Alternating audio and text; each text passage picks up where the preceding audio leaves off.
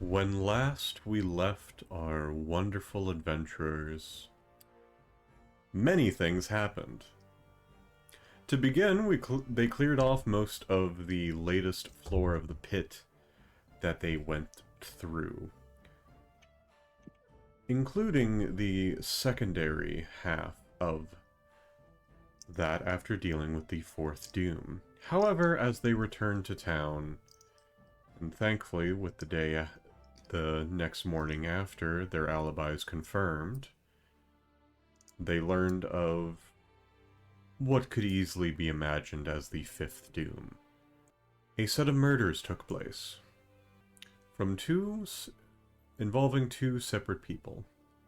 Titus Scarnetti, the head of the Scarnetti family, who, upon hearing more information from the town guard, was trying to blacken the reputations of all of you within the town.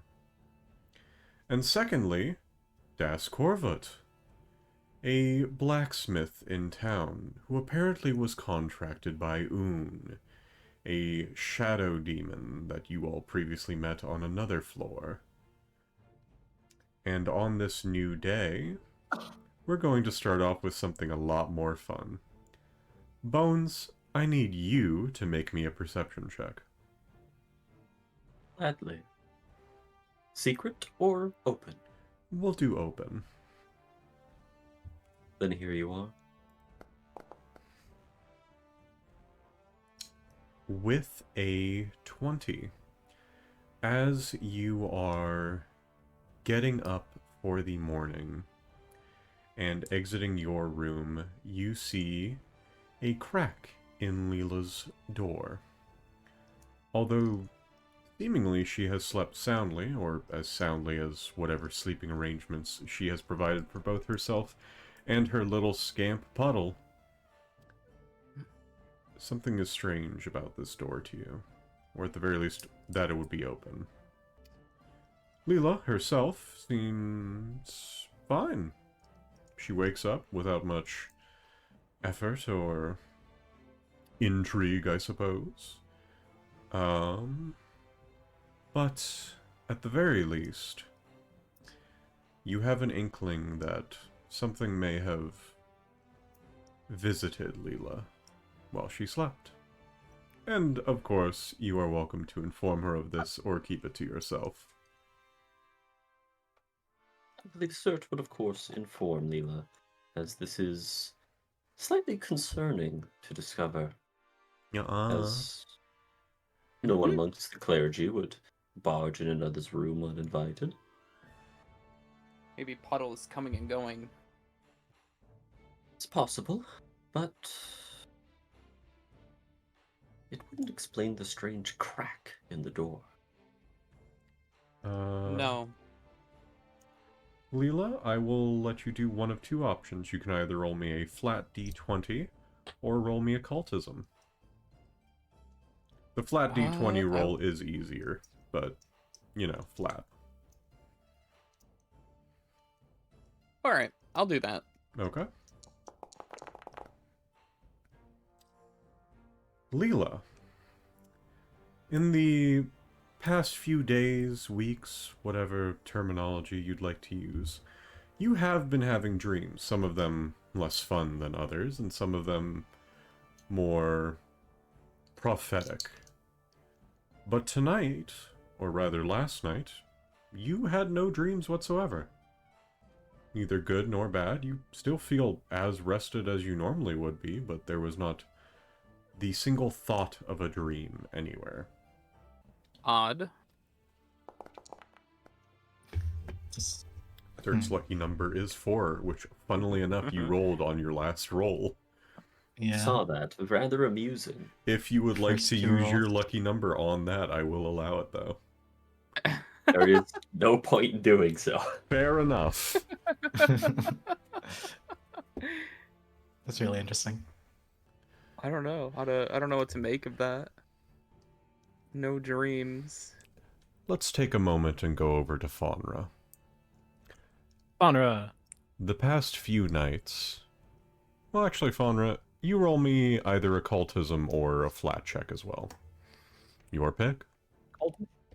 Cultism. Yes. You're a fucking bitch. I'm not a bitch. I'm Ripley. It's no different. Oh. Where did you end up in the morning? Because you're not in your bed. You're in your room, but not in your bed. If like the room is like, you know, like no like furnished as typically, I think Faunra was like sitting on her nightstand, like leaning up, like against the wall. Yeah, as if she was like sitting down there. It's like, what the fuck? Yeah, you have no idea how you got there. You don't remember anything that happened last night after the whole, hey, 2 people just got fucking murdered in town and someone carved birds into their chests. And then you woke up like this. And now, what everyone's been waiting for. Did Aloise get any sleep? For reference, Un talked to you last night, but said that he would come back in the morning to ask you more. So, did Aloise get any sleep? Probably not. There will be no mechanical detriment to this, by the way. Probably not. Alright. Aloise, you basically no sleep whatsoever, like a quick cat nap at some point, or just trying to gather your thoughts after the very stressful day followed by the stressful night you had. Yeah, I assume it was mostly some form of meditation, cleaning that blade. Just roll me a flat d20 check then. Since you did not sleep, you, obviously, did not have any dreams. And as a large cloud passes by, small flock of cardinals flies off in another direction, and their shadows slowly grow bigger as they float through your window, as Un comes out fully from them, still seating himself within the darkness of your room, as he remains silent, letting you be the first to speak. Does he have his mouth agape like he does in that picture? No, his mouth is closed. Okay. He actually stole a piece of cornbread on the way here and has been eating that. What the fuck? Oh. It's a Sandpoint delicacy. Is it really? It can be. This is my Sandpoint. Sure. Okay. I can only assume you come to me, because I am most given to being what you want. Am I correct? I will not lie when I say I attempted to possess you when we first met. But no. At this moment, I only seek to avenge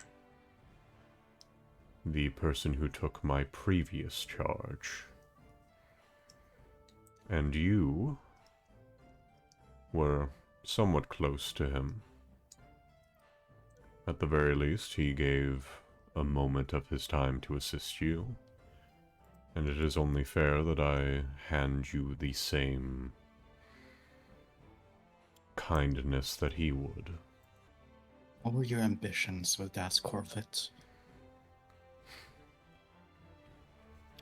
My ambitions.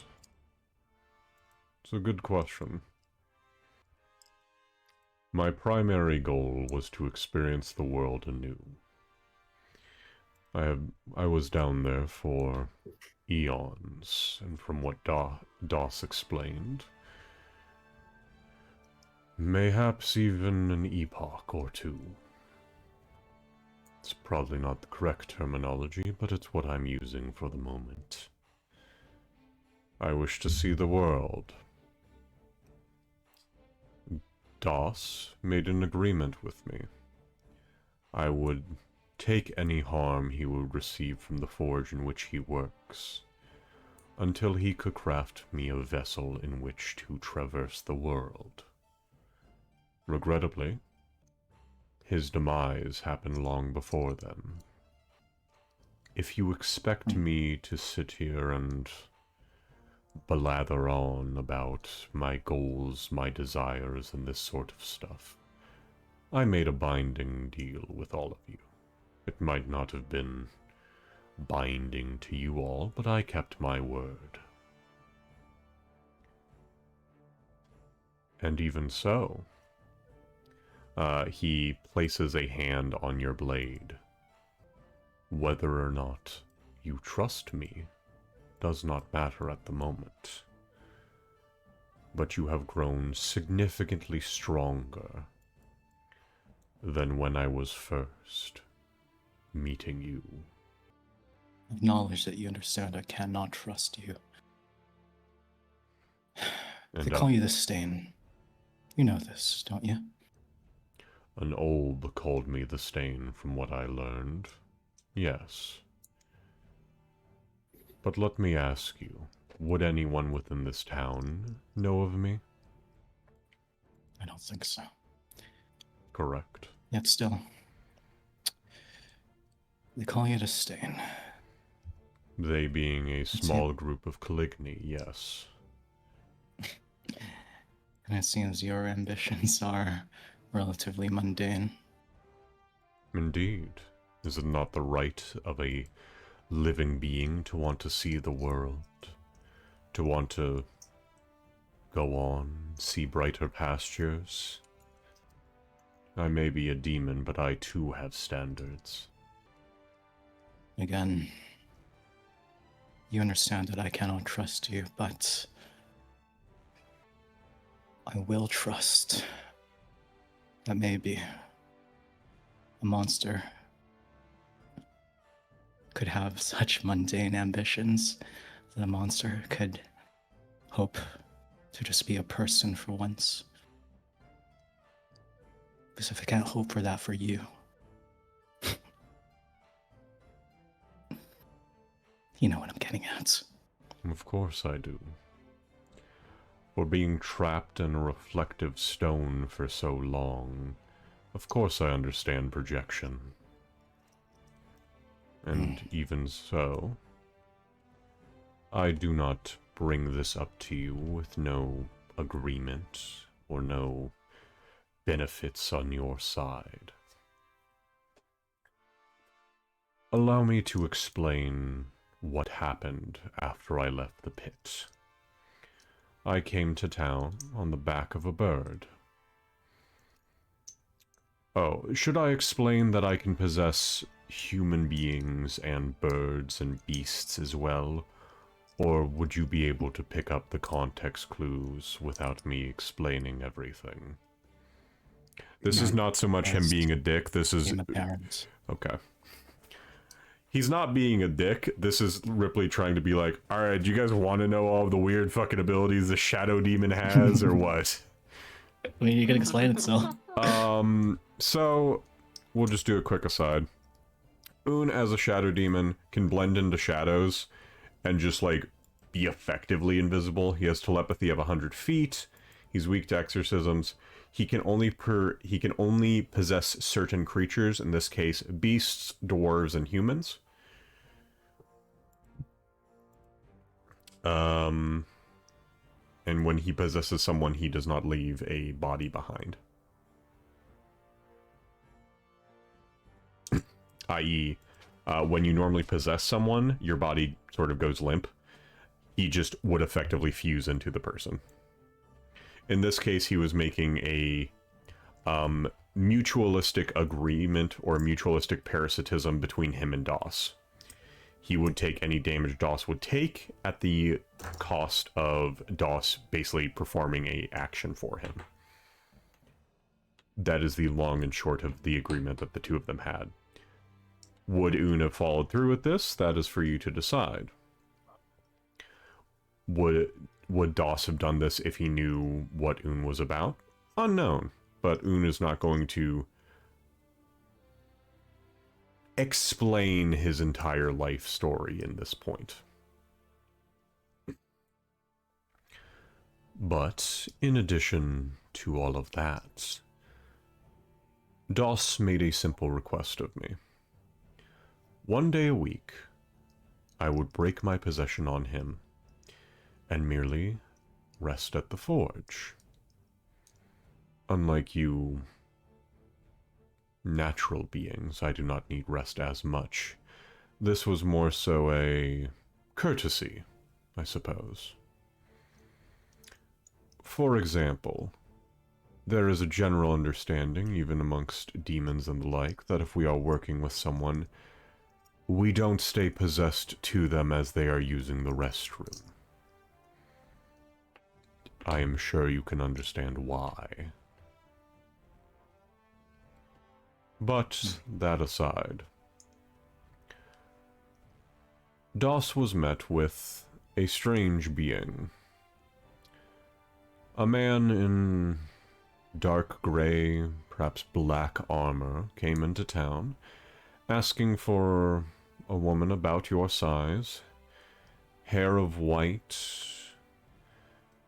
had the energy of a hobgoblin more than a human, and wielded a blade roughly 1.5 times her size. And Doss, although he did not like you all that much, made an agreement to himself, really, I was not part of it, to not tell anyone if they were looking for you. The man grew angry, saying that he knew you were here, in turn, revealing his cards a bit. He knew your name of Aloise. He knew that you were... Un sort of smiles as he is about to say this. That you were... enslaved isn't probably the correct term, but... the hobgoblins up north had you as one of the families, and you adapted quite well. In turn, Doss had a request of me to check on you the next time you were in town. Thankfully, you are a heavy sleeper when you need to be, and I merely checked your items and found a strange item on one of them, the bug he took out of your pommel. I made the simple request of him bring to your attention that this man was looking for you, and then removing the item that made it easy for him to find you. I should mention one last thing about this man, and it is one that you will not enjoy as much. Das told me of a being from a while ago. Namely, one that previously came to ravage the town, and then one that you all apparently refound within the pit and dealt with. I suppose Xanthos dealt with it, but that's neither here nor there. A being known as Rip Nugget, yes? This man had the same stench upon him.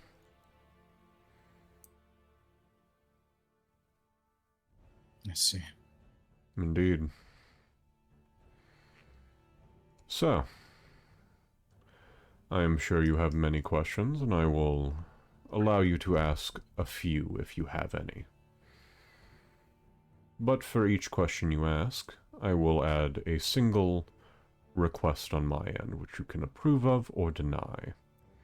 If you deny, you in turn allow me to lie if I like on one of these questions. I only need one. All right. Is that man a hobgoblin? I apologize for bearing the lead, but yes, he was a hobgoblin. All right. Make your request. Simple. You do not tell the others of me. I already have. Well, allow me to do a different request. You do not tell the others of where I am. All right. Very well. Un slides across the floor, touches your blade once more. I am not going to guarantee anything. I will keep an eye out for this man, and in turn I will make sure that no harm befalls anyone within the cathedral your associates are within. Obviously, if I can't see something, I can't really deal with it, but I will temporarily keep it under my guise. As for your weapon, I believe that there are two paths before you. One, you can request that I assist.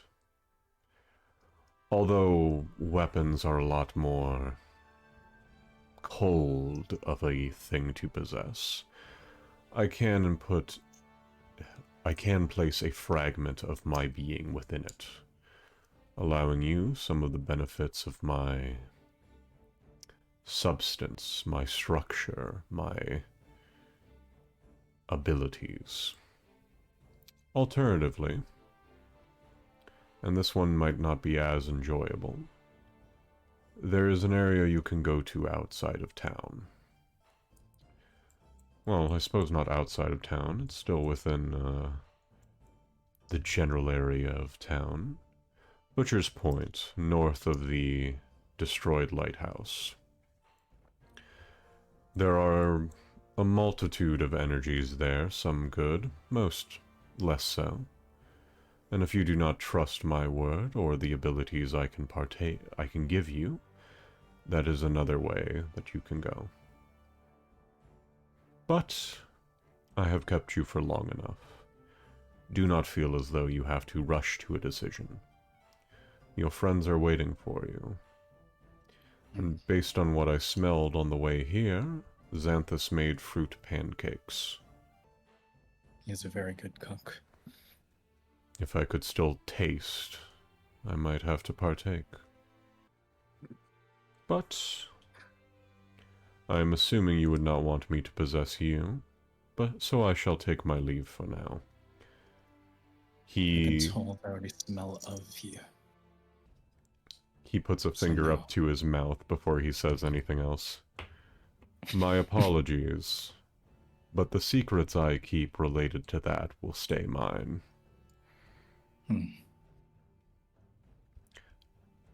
And if you need me, he shoves his hand into your shadow, pulling out a very small scarab. Black, beetle-like, unmoving.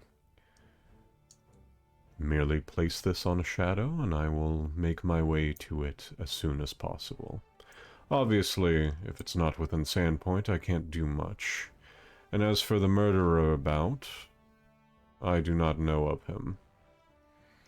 If you do not trust my word on that, allow me to ask you, why would I kill someone I have more or less the free capability of possessing? I understand. Indeed. As for Titus, no fucking idea. Dude's kind of a dick. Even I would not ostracize my son for being gay. But you are welcome Titus to... is actually the victim. I will check. But you all enter the cathedral and begin feasting upon your food. Yippee! Thank you, Xanthus. Anytime. You all still have 2 rooms left on the floor you are currently at. But if you all want to do things in town, that's totally fine. If you all would like to make a return to the pit and deal with the situations in town later, that's also fine. But what would you all like to do? You know me, I love pitting it up. I mean, it is just like 2 fucking rooms. It is 2 rooms. I think Bones knows one of the 2 monsters. I know so many monsters. You have any idea how much that doesn't narrow it down? I'm fully aware. Okay, cool. Yeah, we could probably go finish out that floor and then come back and investigate the murders, as we don't really have any concrete leads to go off of for that, other than the obvious bird motif being a harken back to the serial murderer of days yore. In addition, from the Drider that you spoke to, you know that Caleb Valdemar is more likely than not currently being possessed by an intellect devour. Thing to note, although the correct new term for them is Zorians, I'm still going to call them intellect devourers, because that's what the book's calling them. That's fair. That's just fair. At our earliest convenience, I'm going to try to get you, Lela, to convince him to consume a pilfer of empty dreams without him realizing it. Who am I convincing? The man who we're at least 90% sure has a brain inside of his brain. Oh, okay. So you want me to slip this into his drink? Yes, while I don't condone such normal activities, if there is a parasitic creature in the town hiding amongst us, you may do it this one time. Okay, fair enough. Hi, Lela. Who's our target? Caleb Valdemar. I'll post his picture real quick, and then I'll tell y'all a fun thing that happens. Yeah. Let me know all about him. Here's Caleb. Okay. And Lela, I need you to just roll me a flat d20. You do not want to roll low. I completely forgot. Lela, what the fuck? Where's my hero point? You can hero point it if you really want to. I don't want to roll low. You said I don't want to roll low. Much better. Yay. All right. Nothing seems out of the ordinary. But this is Caleb Valdemar. You are all but sure that he is currently being possessed by an intellect devour. And for those of you that are a little fuzzy on what intellect devours are, let me give a quick refresher from what y'all saw from the previous fight. Intellect devours, or Zorians, are little brains. They are a parasitic creature from the Darklands that basically uses corpses, puppets them, and goes around doing shit in their bodies. Nearly impossible to differentiate from a normal person while they are hidden within it. Okay. Well, where does Caleb like to hang out? He's got a whole ass manor. He's got a whole ass manor? Yep. Dot 47, all the way at the south of the map. The Valdemar family is one of the 4 original ones, including the Deverin, Scarnetti, and Kaijitsu Manor. For those of you that have played Seasons of Ghost, yeah, Deadass, the current emperor of Tanzia, lived here. She even does he ever... Go. Sorry, go ahead. Yeah, she had a shop here. That's now run by her sister, I think. No, she ran the Rusty Dragon Inn. Yeah, basically a shop. Yeah. But you were asking something, Lela?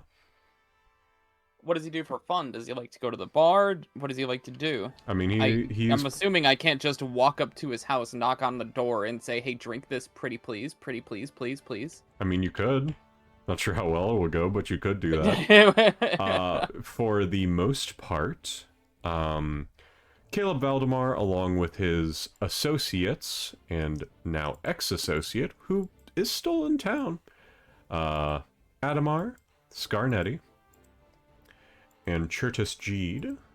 Erica Averton has quit the adventuring lifestyle and is making pies, cakes, and pastries along with bread with her mother over at the...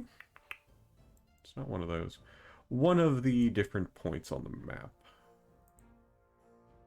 Sandpoint Savories, okay. I believe. But Valdemar was last seen leaving town about a day and a half before you all figured out that Potiker was the third Doom. Since then, no one has seen toe or tail of him, but they do know that there are times where he just comes into town without much of anyone seeing him, just goes straight to his manor. Okay. What do y'all think the best course of action is? We could have the bakery make something for him and deliver it to him, but before it arrives at his place, we can put the potion in the good. Or we can just go find him and bully him and force it down his throat. I like the idea of that. You know I do, but fighting people in town, let alone one of the originals, or a family of the original, sounds like a recipe for trouble. Oh yeah, it's a horrible idea. Well, then I'm at a loss. Your idea is the best one I know so far. I mean, we could just... shoot, I was hoping that he liked to frequent the pub. We can slip it in his drink there, but... I guess let's go to the bakery. Very well. You all make your way to Sandpoint Savories. Just gonna Where's that at? dragging y'all to it. Yep. Point 21 right there. Sandpoint Savories, ran by Alma Averton. She happily greets all of you. Before any of you get to say anything, she shoves a big old blueberry muffin right into Lela's hands and goes, "I'd like to thank you so much for helping my daughter out of that nasty situation with the adventurers. It's like I have my daughter back, everything's fine once again." And then she kind of like winces and goes, "But I am worried about what I heard happened last night. Did Erica ever tell you why she started adventuring?" No. Alright, let me... she flips the open sign to close, has all of y'all come in. I am pulling this up on my phone as to make sure that I am not telling you gay porn, and I'm telling you the actual stuff that did happen. Okay. Well, let me get y'all some snacks before we begin. She pulls out like a small tray of assorted snacks. They are primarily like baked goods, pastries, all that sort of stuff. A majority of them are what would be best described as mistake batches. Ones that don't look pretty enough to put up for sale, but still taste as good. Mm-hmm. Some might call them uglies. Well, y'all know the current sheriff, right? Wonderful man, don't mind him whatsoever. Very nice man, doing his best for Sandpoint, all that sort of stuff. Bello Hemlock? Yes. Well, the previous sheriff, Casp, was my son. And Erica, didn't take his passing by, the chopper that well, and went to adventuring. And from what she's told me, albeit through a lot of pastries and a lot of crying, her way of coping wasn't that great. But my son, Casp, fell to the chopper, which I'm sure most of you know is, the man with all the birds. Mm-hmm. And now people are dying and having birds carved into their chests. You see the through line I'm trying to, like, say, right? She doesn't, I do. Go ahead, Faunra. That's it. I see exactly what she's saying. Okay. You can tell the class if you want. Go ahead, Faunra. Why do I I'm have to tell sorry. the class? Because I was just acknowledging her. Okay. Like I'm sorry. I got correlation bombarded between with like 6 messages at a time. I The didn't hear what was said. Do you want me to repeat? Sure. Sorry. I was trying to avoid this.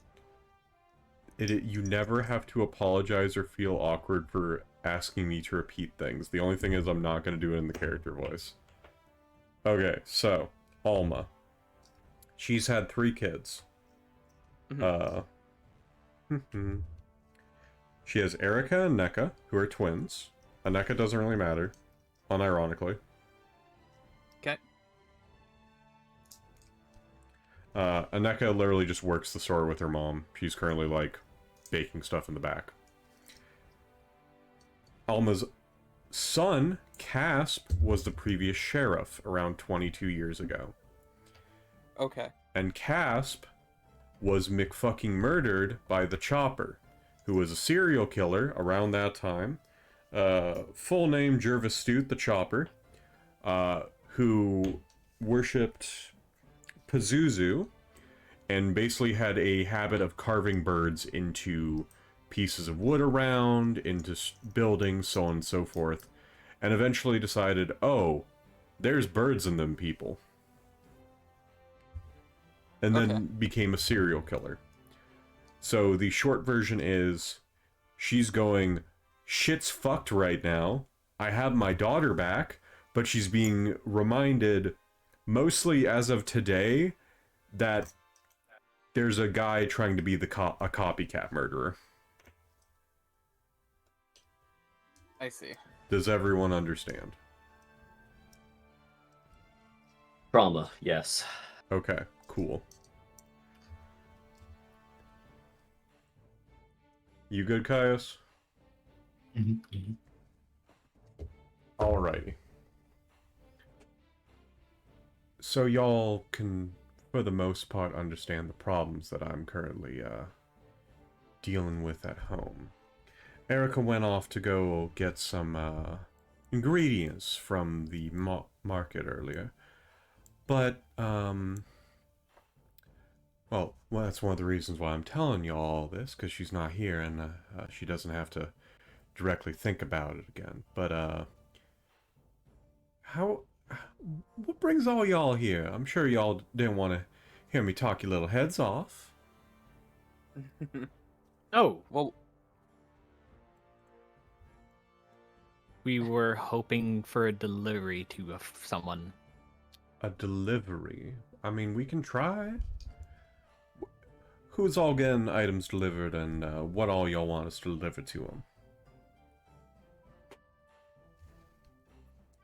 Ripley, Well, what's his should- last name? I don't know. That's a Jas great Corbett? question. It was like Jas Corbett's fucking Corbett. dead. No, yeah. Sorry, brain just only clicked like the last name we just heard. Jas Corbett's fucking dead. Yeah. Oh I yeah, can't remember his name. yeah. Caleb Valdemar. Mr. Valdemar? Oh, I'm happy to make whatever y'all want delivered, but, I don't think it would be nice. Normally I send one of my daughters there, and Aneka has basically sworn off ever going anywhere near the Valdemar estate, and I don't think it would be good for Erica to go back there. Because Caleb has a way with words. And I don't want her to think that going back to the adventuring experience would be good for her right now. Y'all understand, right? Of course. Yes. That's okay. Well, we would like to buy one of your pies then. All right. Do you want it custom made, or do you want to just buy one off the shelf? Oh, what would you recommend? What's your favorite pie?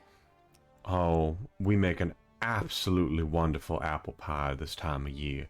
Got just a little bit of cinnamon. Secret ingredient I've been adding is a little bit of mint. It's not that secret. Well, you'd be surprised. It's only a secret ingredient if you tell people you trust. Otherwise, it's just an ingredient. Oh, Ah. How? okay. Go ahead. We'll take an apple pie then. Thank you. Alrighty. I probably have one about ready to come out of the oven. Let me check in with the NECA. And she steps away for a moment. Amazing. All right, easy enough. We just take the potion, put it in the filling, and then we bring it over.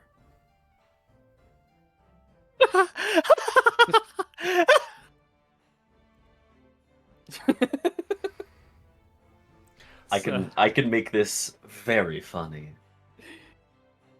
Okay. How would you like the pie to deliver itself? That sounds phenomenal. Are you good with calligraphy? Can you add a little handwritten note? Oh, of course. I actually happen to be Fantastic. trained in scribing lore. Oh, Alright. how wonderful.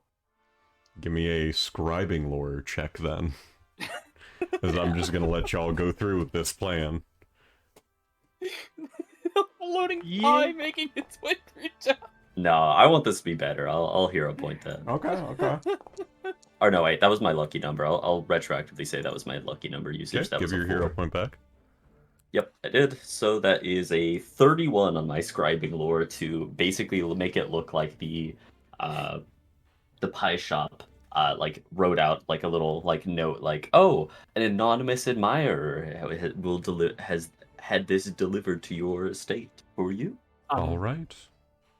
Friends, we should be somewhat nearby when he accepts if he accepts the gift Oh, of course. to that deal with the was- problem. Indeed. I will assume everyone wants to make their way to the Valdemar estate then. Yeah. Alrighty. We can hide in these bushes and Sir can float the pie over. Hit the door As you twice all with it. begin to approach, the Scarnetti Manor just down the way is a roar of arguments, of fighting, screaming, everything under the sun. Up until...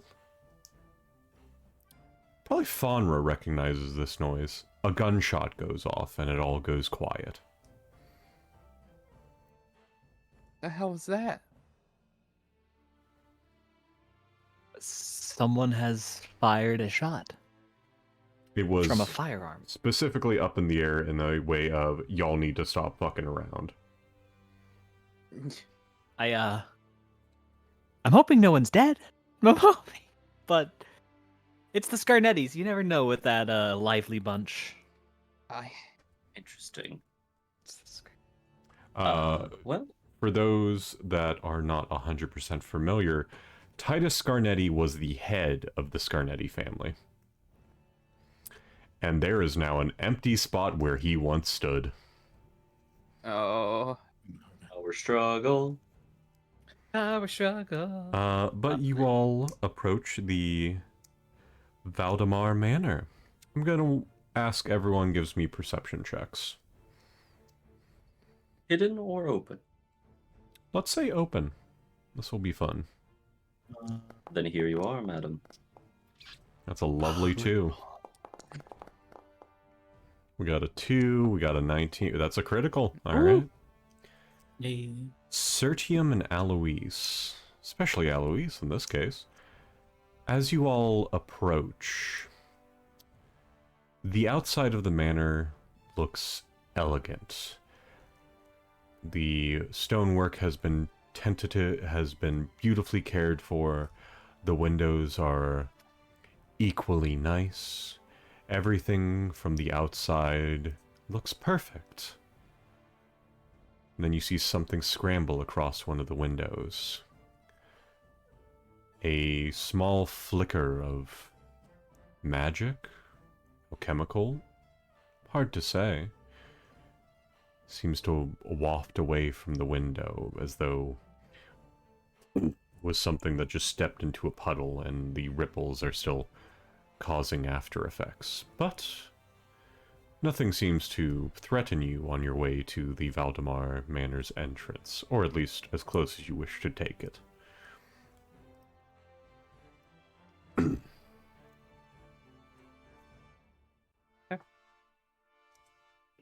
Yes, drawing near the Valdemar Manor, a commotion is definitely not the opportune time to try to enact our plan, but who knows if there will be an opportune time with the squabbling they'll be performing.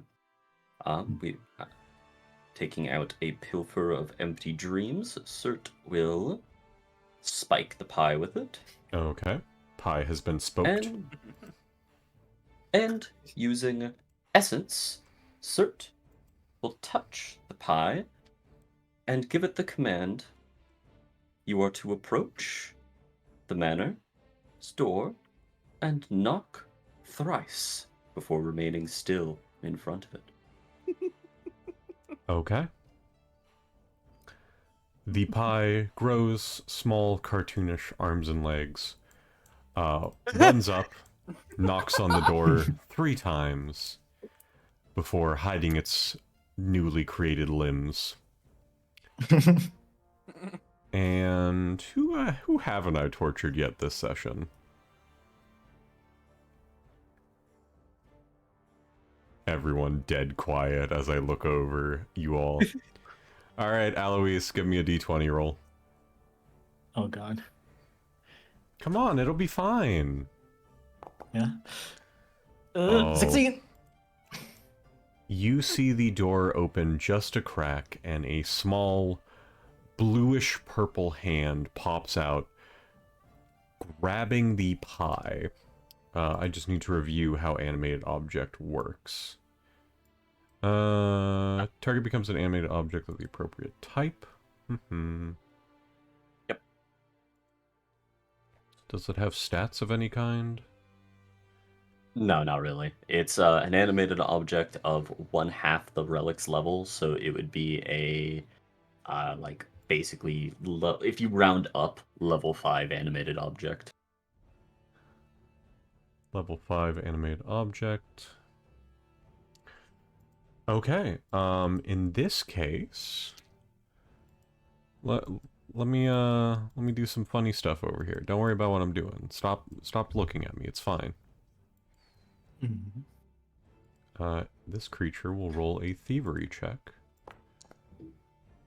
Mm-hmm. This little guy stumbles out of the door, and you all see a Jinkin pop out of the door to the manor before gripping onto the pie with both of its arms, trying to pull it inside. Trying to? Trying to. It is about the same size as it. Oh. This is the same kind of thing that we saw with the spoons, right? Indeed. Okay. The gremlin extraordinaires? Yeah. They're Jinkin. Oh my god. Everyone gets a hero point for that. Faunra, you have 3, so pick someone to get a bonus hero point. Lela has 1, everyone else has 2. Okay. Cert. Cert. Alright, Cert, you are at 3. Lela, you are at 1. Aloise, you are at 2. Faunra, you are God's favorite princess today, it seems. Yippee. You know what, Lela? Merry Christmas. Have another hero point. Whoa! Fuck. What Primer. Oh. But yeah, y'all see a little Thanks, Jinkin Blair. trying to drag the pie into the manor. we do? If that little gremlin consumes it, it foils the plan. We do have spare pilfers, but I I think could- now's the time to cause a ruckus. hang on. I think I could cast a If- fear spell on it, try to get it to run away. quite far away. would I'd notice say me. I'd say it's within I can- distance of most spells. It's not really paying attention to its I could also surroundings. reach spell too. okay. Fucking dome it. Yeah, Why honest- not? Yeah, honestly, Buddy. yeah, kooky spook it then, sure. I think if All right. now's the time to go and cause problems, it's now. It's And, DC can a 26 will little save. can a little level like -1 Jinkin pull it off? Fuck no, critical failure. You see the little Jinkin just kind of stop in his tracks, like look around, panicked, before going. Who all speaks Sackfroth? It's a great question. I do. I do. Aloise and Sert, I don't. you both hear the equivalent of "God have mercy on my poor pitiful soul" as it runs back into the building, not even closing the door behind it. Also, if it rolled a natural 1, it was gonna have a heart attack and just die instantly. Oh, you're gonna basically just use Vision of Death as I guess. because that's because hold on, let me. But yeah, the door to the Valdemar stay is now partially open. There is a uneaten and unmolested pie at the front door, and you are now aware that there is a Jinkin in the manor. At least one Jinkin. At least one Jinkin.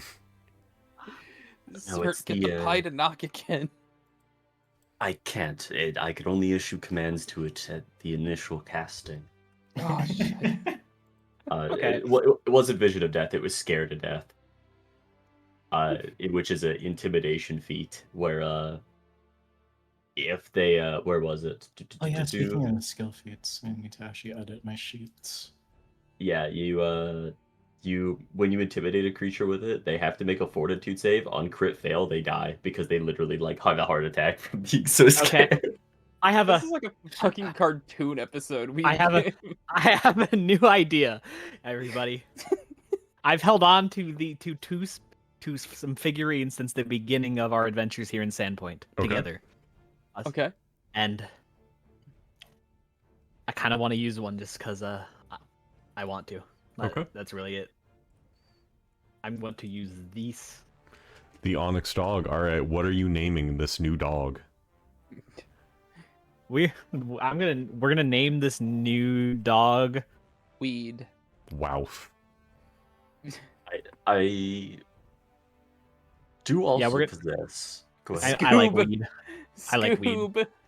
Okay. You spawn a black onyx dog from your little statuette. Sir, did you add something you wanted to add to this? Yes, if need be, I do also possess this spell for nudging the thing. Oh, I could also just send Puddle. This is Um, true. Yes. Puddle I'm is going- visible, however. What I want to tell this Sure. dog to do is that there's a pie on that doorstep over there. Mm-hmm.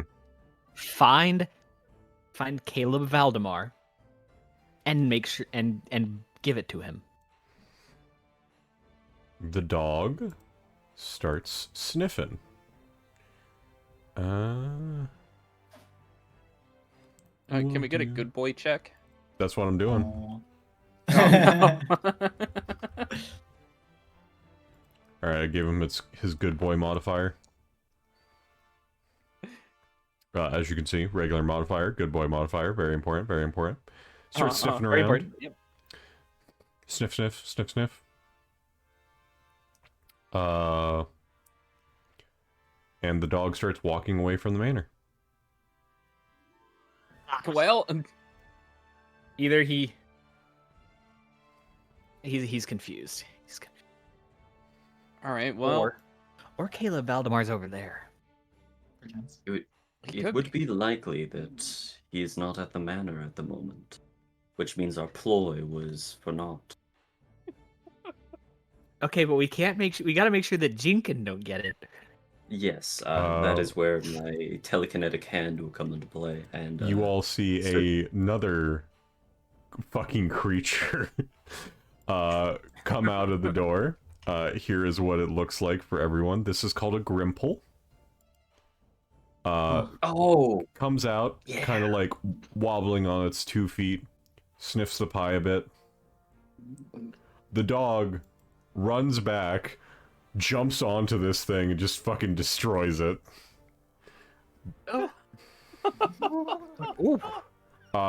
This thing has 15 AC, 9 HP. It was not surviving any form of math that I would be willing to do.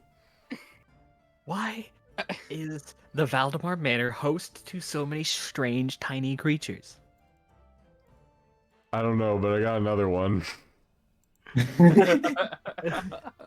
This is called a mitt flip. This guy comes out, sees the Gimple on the ground, sighs to himself, grabs the dying guy by the leg and drags him back inside. His little bro looks so parched. He looks like he hasn't had a sip of water in like days. He didn't pop up on my screen. It is not He's on your in the, screen, it's in BC. You can see the Grimple, and you can see the Mitflit.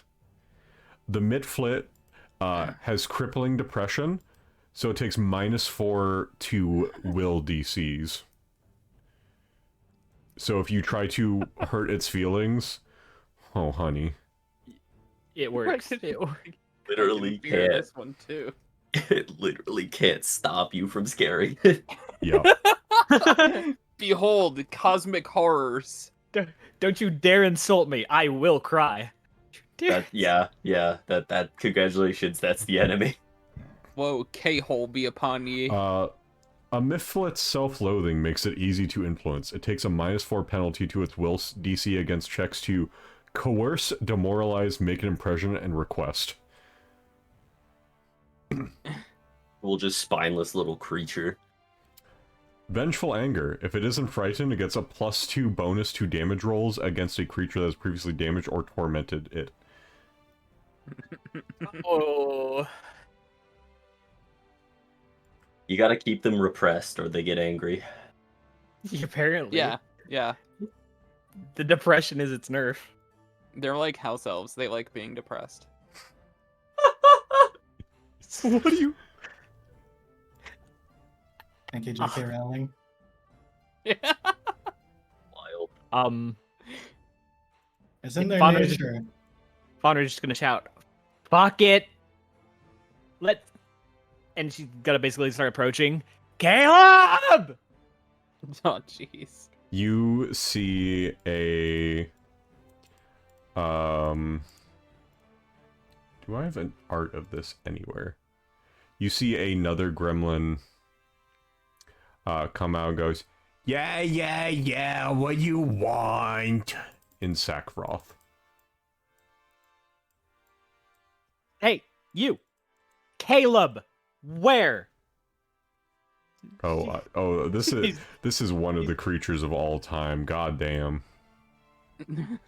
Like, Faunra's doing the thing where she's, like, pointing to her mouth and, like, speaking slowly as if that somehow makes her language, like, makes it so that they can speak the fucking language. Oh, yeah, the nasty little dog creature. Yeah, this is a Pugwampy. You do not speak Sackroth or Kolo. So you two are basically, like, doing the whole situation of speaking louder and slower so that each person can clearly understand what we are trying to say. Everyone except the person we're trying to talk to knows exactly what we're saying. Yes. Donde está la biblioteca? Where's Caleb? Who are you? Go find Caleb! This is my property. Why are you at Caleb's house? Who is Caleb? This is our house. What do you mean this is your house? It's been abandoned. It's our house. Squatters' rights. No human or brain-like thing inhabits this building. Well, one of us has a brain and it's not you. One of us has It's a big fucking fist, first of all. Yeah!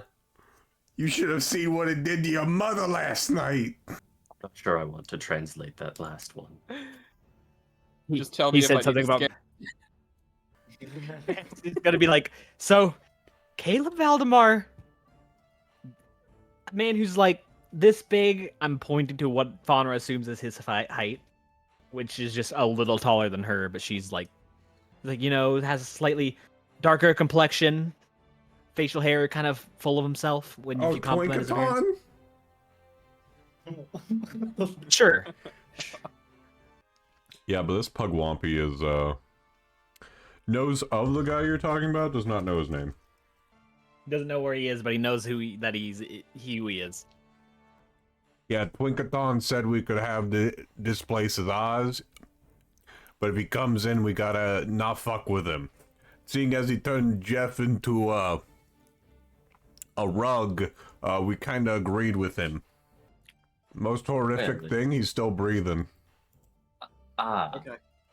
Well, That's it seems our suspicions of him being infested by an intellect devourer are looking quite high. I'm We'll not have high, I'm on the to- ground.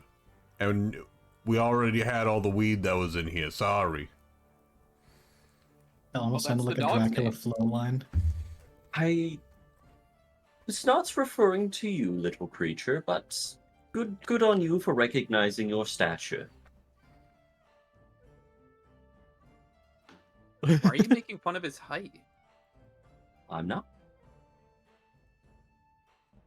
I'm merely making a pointed on his observational skills. Lela projection. Yeah, boss Hey, said I Lila's got the tall. most goodest eyes of all the peoples here. Aha. Well, I suppose we'll be taking our pie and leaving with more questions than answers. The Pugwampy puts a hand on the pie. Ah. Did you mishear? He slowly starts sliding it towards him. Yeah, you don't want that. I'm trying to be nice. My Release your grasp on the pie, please. He releases his Allow- grasp and pulls out his short bow. Oops, sorry.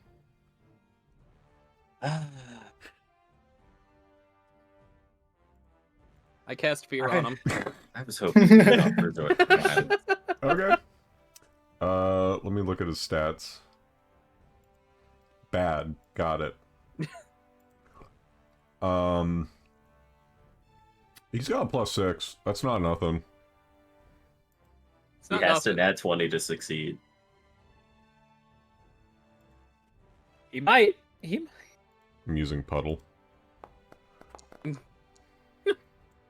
Pisses He definitely himself, did not. starts running. Well, I'm glad we could avoid violence, and I do find it somewhat amusing how easily you're able to frighten little gremlins. Do you want to see what they saw? Not particularly. Okay. Luigi just pulls Well. off the skin from her face. Let us take this pie then to wherever he is. I would hate for it to go to waste. Wink, wink. Well, we definitely gotta Fucking take. harebrained scheme. We gotta find Caleb Valdemar because apparently he doesn't even live here. Yes. Well, I would assume he does still live there in quotations, merely sharing his abode with the gremlins. But that begs the even bigger question, why? Speaking of which, where did the dog go? The dog's about Ah. 50 feet out. waiting patiently for you all to follow. Let us follow your hound. The cutest boy. Follow the hound. Starts walking towards one of the exits of town Oh. before sniffing again and walking back into town, eventually ending up at the Pillbug's pantry. I don't quite like the coincidence this series of events has turned into. There should be no reason. Oh, no, wait. This does make sense. Pillbug was in on the creation of the Midnight Mill. They were. Oh. If there's a connection here, but I can't draw it. Either way, We're missing probably a motivation. we should probably check the premises. Indeed so. I gotta take y'all back to a fun map. Yippee! In the middle of our conversing, Puddle just landed on Sert's head. I do You're have not to... as heavy as I thought you would be. He just looks down and meets your eyes. Oh. Smooth jazz starts playing. Alright, let me... Oh, properly I set... like Nice of you. myself in here. You all are at the Potiker estate. No. For the most part, the guards have left it sort of that vibe of like, we have put up tape and have a guard station here. But for the most part, it's empty. They're just happy to let us through. Yeah. I mean, they don't see a reason that you should not be able to go through. Yeah, like it's not like anything sketchy is here. Yeah. Sketchy. Wait, I'll ask the guard outside. It's like, hey, did you see anyone else enter before us? No. I'll roll a perception check for him. One up.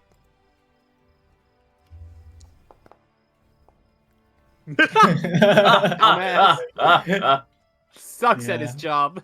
Can we get him No. fired? Lela Karen arc.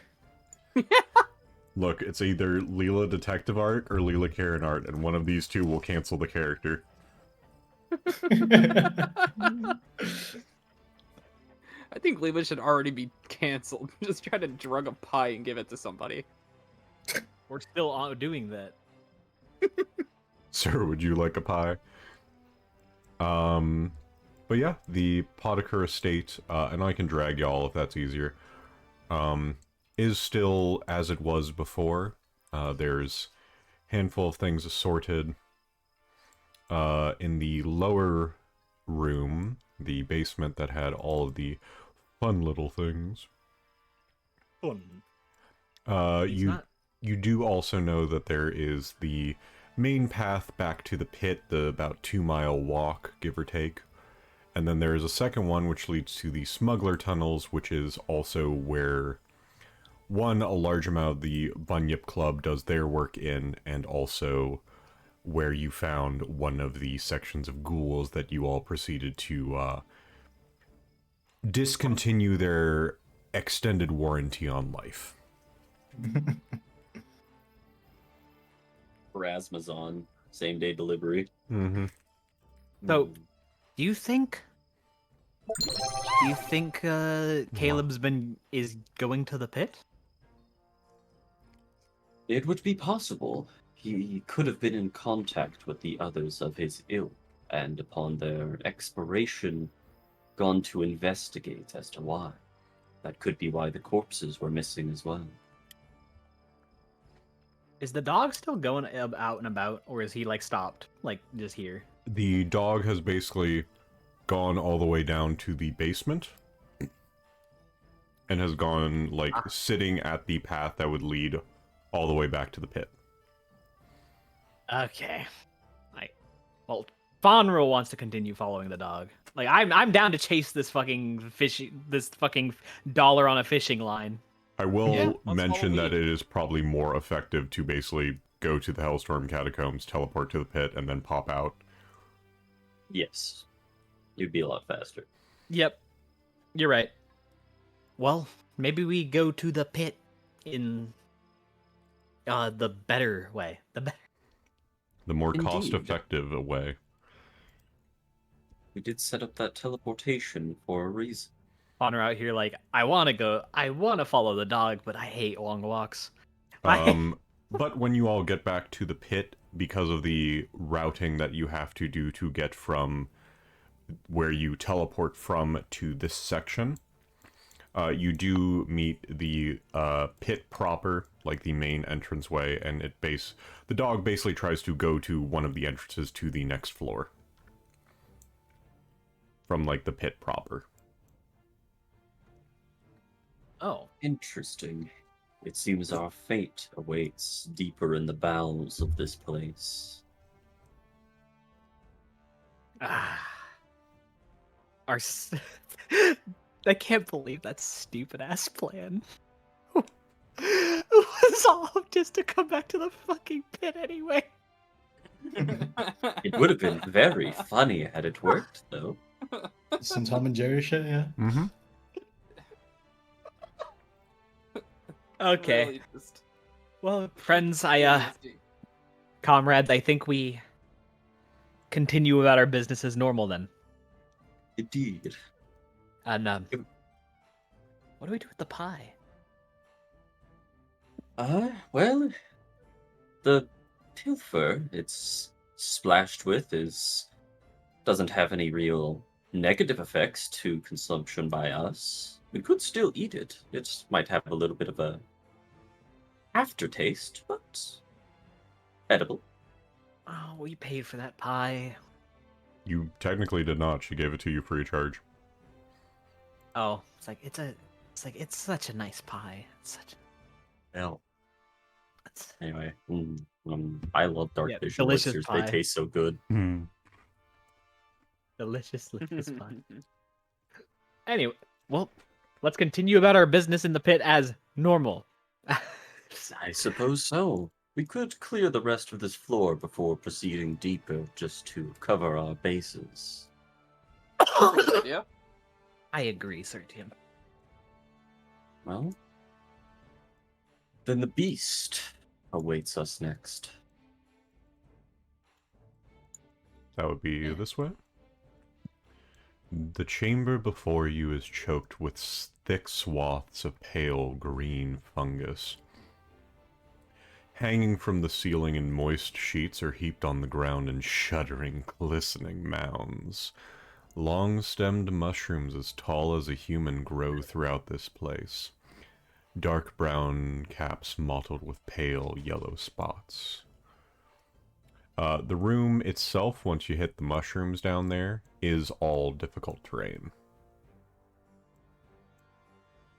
Oh, that's fun. Once Oh, y'all I see. take That's a lot. yeah, once y'all take a few more steps, you see a friend. Friend? Question mark? Friend? Yeah, this is Smorgasbord. Oh. Ah, that creature, I see. Oh, you know this. Unfortunately, yes. Can you pronounce it? Fuck, no. All right. Can you pronounce it, Ripley? Dracauthyx.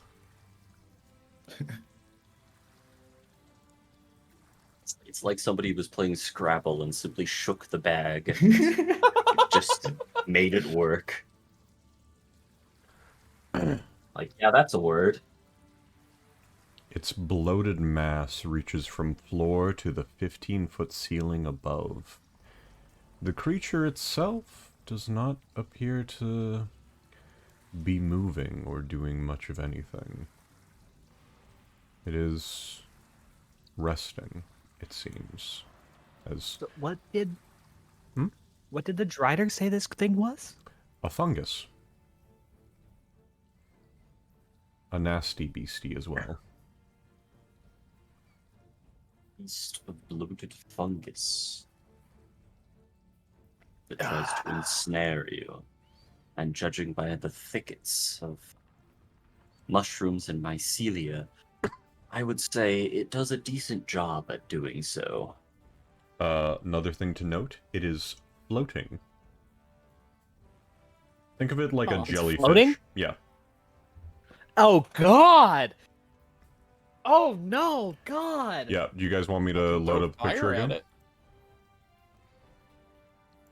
Yeah, It's just those are like its tentacles, basically. Oh, I just hate jellyfish so much. That was like such a potent fucking brain image. Oh my God, no! Really? I love jellyfish. Yeah, what's wrong with jellies? Is it? Look, you should not trust anything that can live and be that nightmarish without a brain. Yeah, but you What can do you just mean capture them predators with jellyfish, exist? man. There's no reason it should exist. It's a freak of nature, and it's a fucking bastard. They should For be your alive. for your next birthday, I'm gonna send you a SpongeBob jellyfishing net.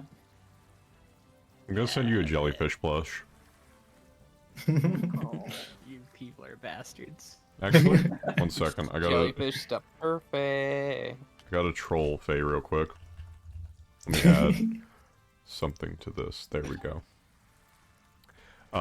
But with a puff of spores from the creature that slowly waft throughout the area, you see it rumble to preparation as we will begin.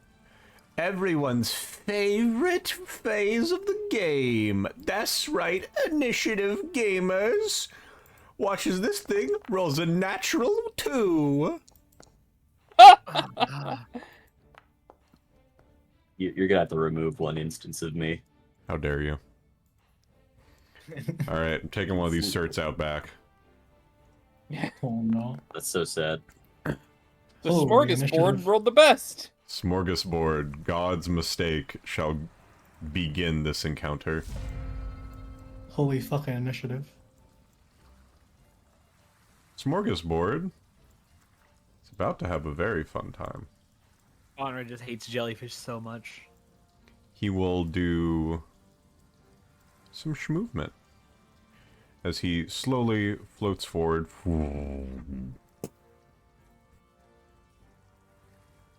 Hi, Faunra. I'm gonna do a bad touch to you. Yeah. It is going to tentacle strike you. Oh. And miss. Reach 30 feet! Hi!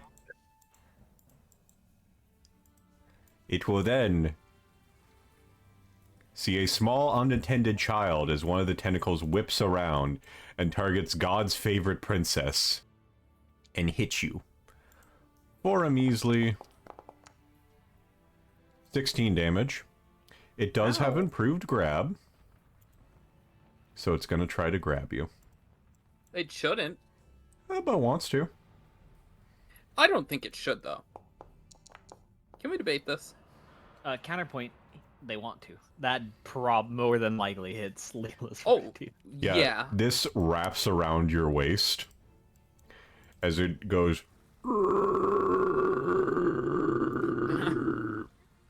Horrifying, thanks.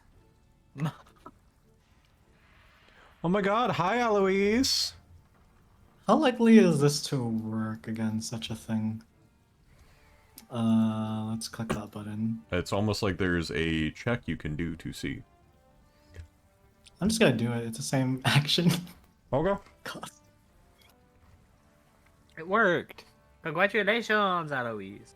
Let me double It's check. not mine, Yeah. was It's mindless. Yeah, this thing's got a head. It's not a mindless gamer. It is surprisingly not mindless, yeah. What the Sigma? Yeah, I don't Wish know it either, was. Chief. Yeah, that's surprisingly more horrifying.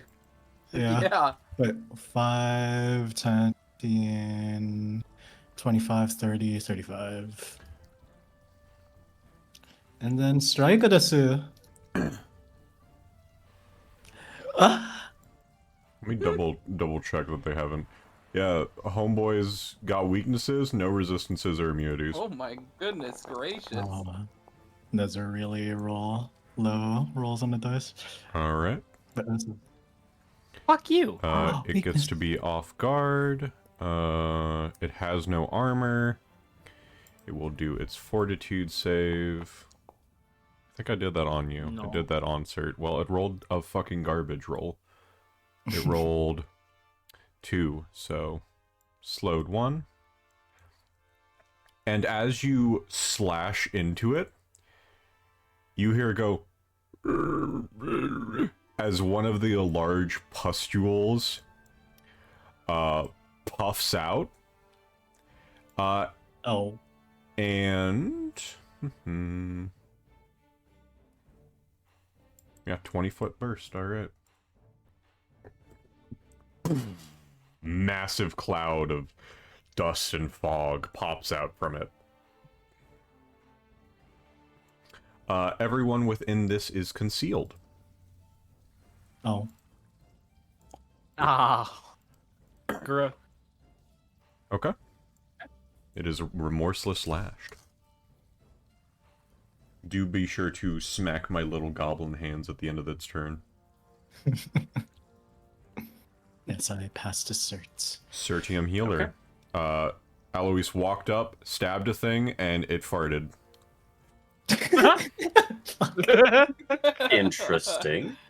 Well, it seems as though nowhere is safe from the creature, so Cert will spend an action to stride up to about...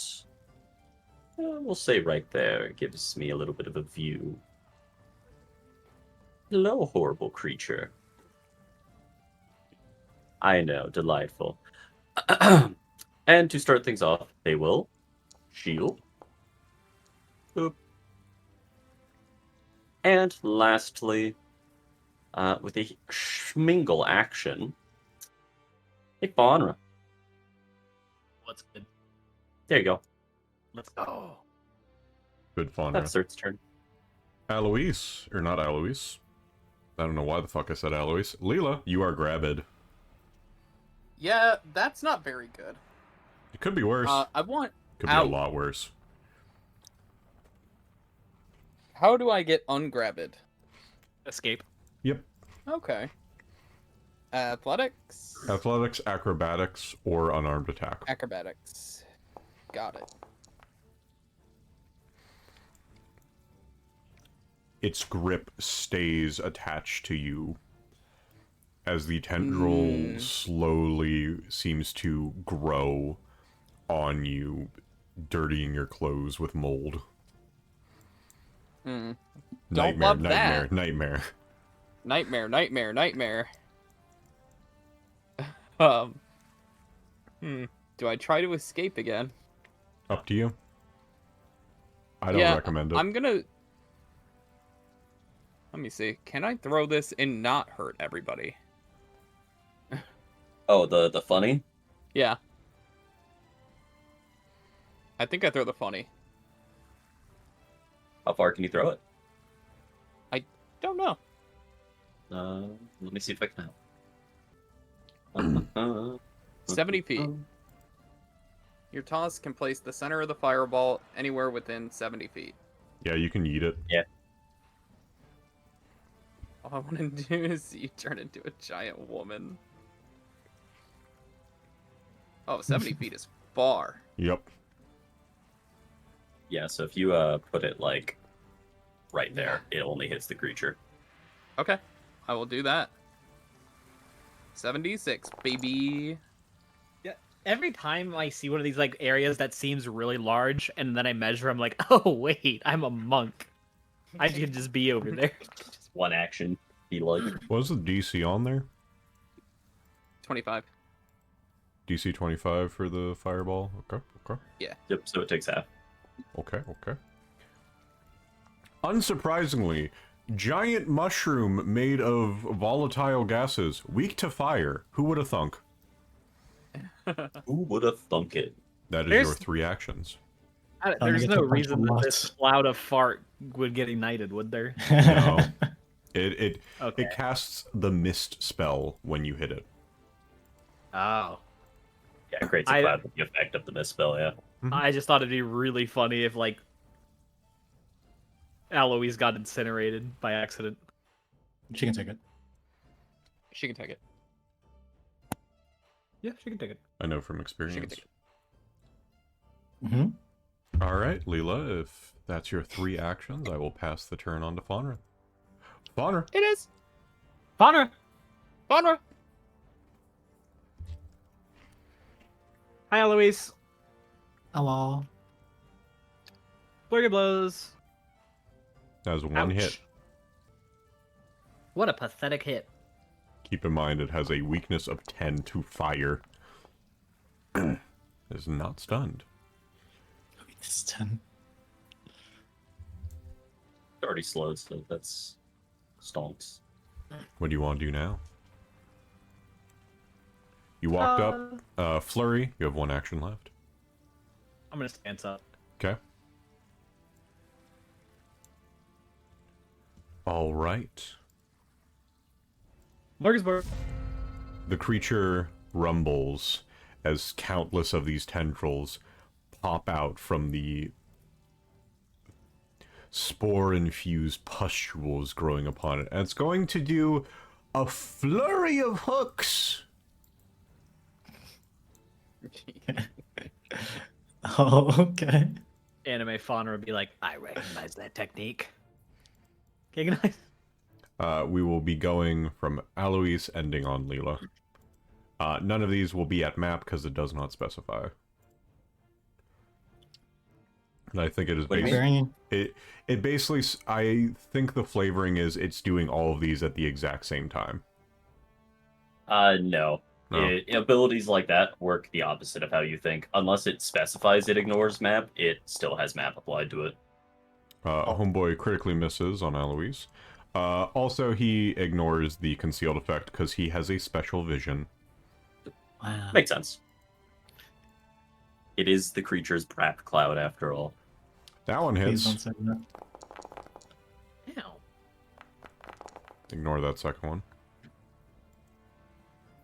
Take your 28 damage, and also it will do its improved grab on you. That hurt. And its improved grab specifically states it does not consider multiple attack penalty. So guess what, girly pop? I believe that grabbeds you. Yeah, that grab it did. Is there any reactions you want to do? Because I know you have a lot of riders for getting grabbed by a fucker. I don't have them for getting grabbed. I have them for breaking out of grab. Oh, okay. Well, I mean, Okay. I'm just gonna pick Faunra up and toss her anyway. Okay. So save that reaction. well, I mean, like, I have Oh. slippery prey. I have swallow spike, which I don't think actually applies here. It does. Oh, what? Sorry, could little actually Mew read the Mew Lela, you get tentacled. Yes, Yeah, well, it Spike, happens. the reaction trigger is you become grabbed or restrained or otherwise held by a creature. Alright, do your swallow spike then. Save the reaction. I'm gonna toss you. It's a reaction. Up to Oh you. wait, no, I see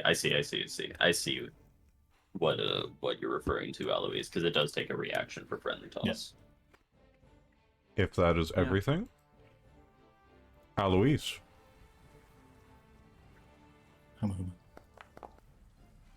You are attacking.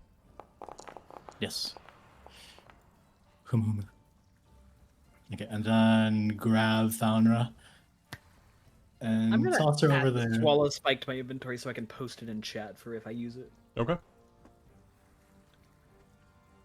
Child, yote. I'm over here now, Yeah, you were and yoted. I can. And I believe that means I can make a reaction attack. Yeah, Yay. punch it. You punch it. Punchy. Oh. Oh, that hits? Yeah, I guess it's massive. Hard to miss. it's flanked. The beast still stands. Aloise, do you have any actions left? No. Okay. Oh, yeah. Sertium Just a healer. reaction. Realizing the creature possesses a aversion to fire, it is time for everyone's favorite. 3, Yay! 2, 1. I succeed the flat check and Well, I have You 3 guys hero have points. like for 4 it. gorillion hero points. I'm just saying.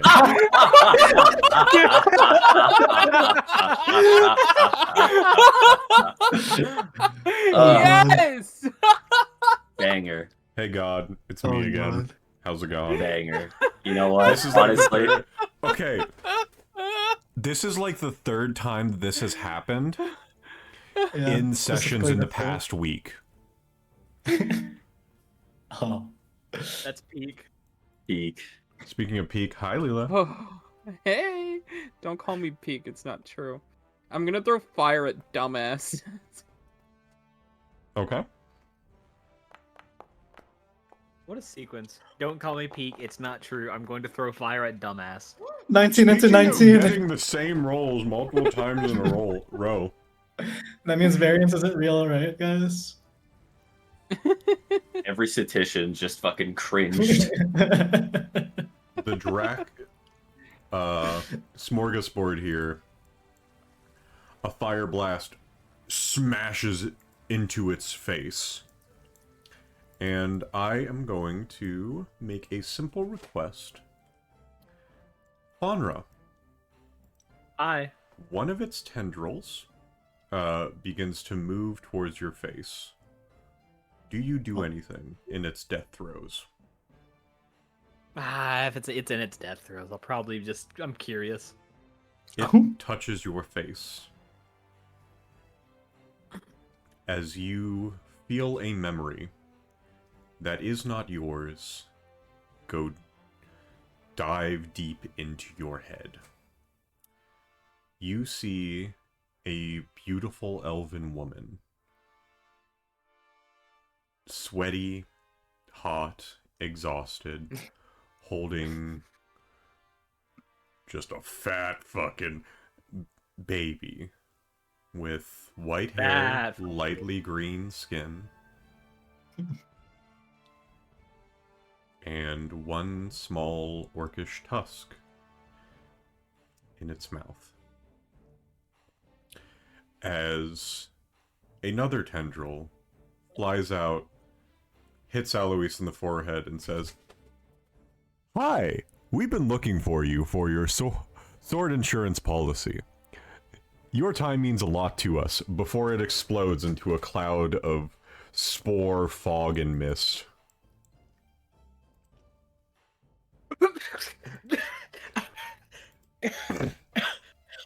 And before you ask, it goes right in your mouth. Are you alright over there, Faunra? I hear a lot of coughing. It's well, recover. Did they also ask you about your insurance policy? Whatever that is. No, but there was an ugly fucking baby. Ugly. Jellyfish lamp. Let me treat your wounds, Lela. The creature seems to have lashed you quite bad. Thank you, Sertium. Oh my- You know, it's impressive every time. And here you are, Faunra.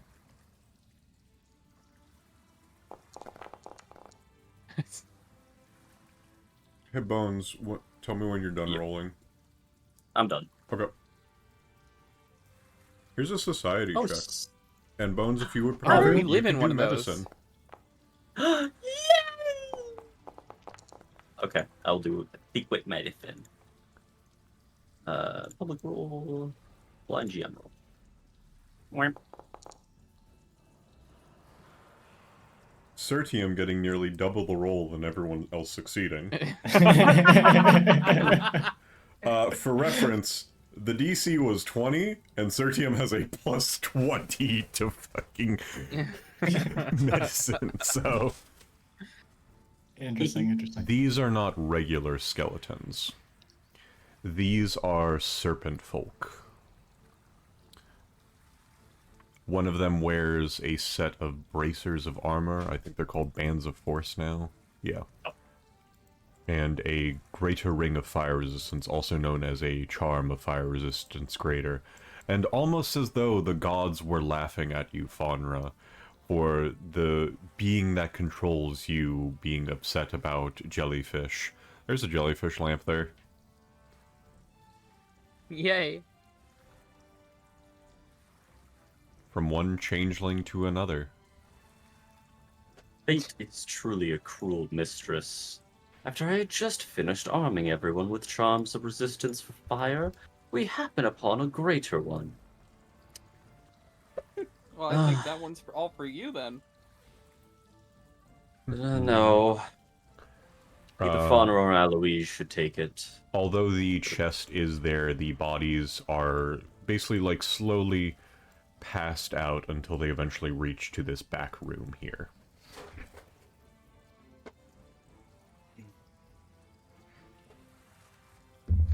As for the bands of force, I don't think we'll find much value in them, as it unfortunately will not stack with the runes I've requested onto your armor to have inscribed. True. But it is more coin in our pocket, and we were sorely lacking in it after the latest round of equipment I had purchased for everyone. As for the charm, either one of you can take it and figure it out. Sturdier, anyway. I think Faunra should wear it. Yeah, you're right. I'm prettier. Hmm. I'm kidding. Aloise. You're a good friend.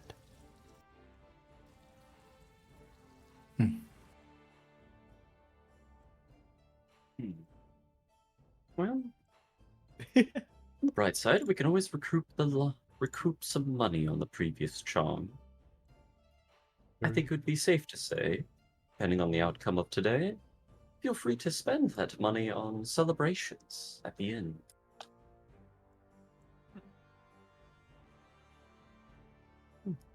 Anything significant about the fact that the skeletons seem to go back here? Or is like anything about this back area? Sertium, roll me a perception check. Secret or open? We'll do open. I like them open so that if you fail, everyone gets to laugh at you. Understandable. The floor feels more fungal down this way. Less like it is soil that has had fungi grown upon it, and more that it is purely fungal in nature.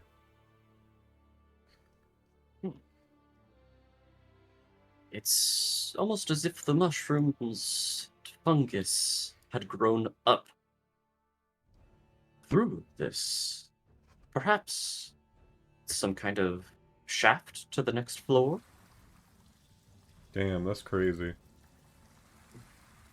Yeah, that's what I figured. Do you accept this role?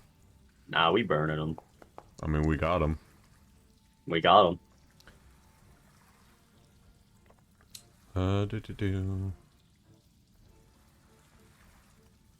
I'll just let that ride for the grab and edge.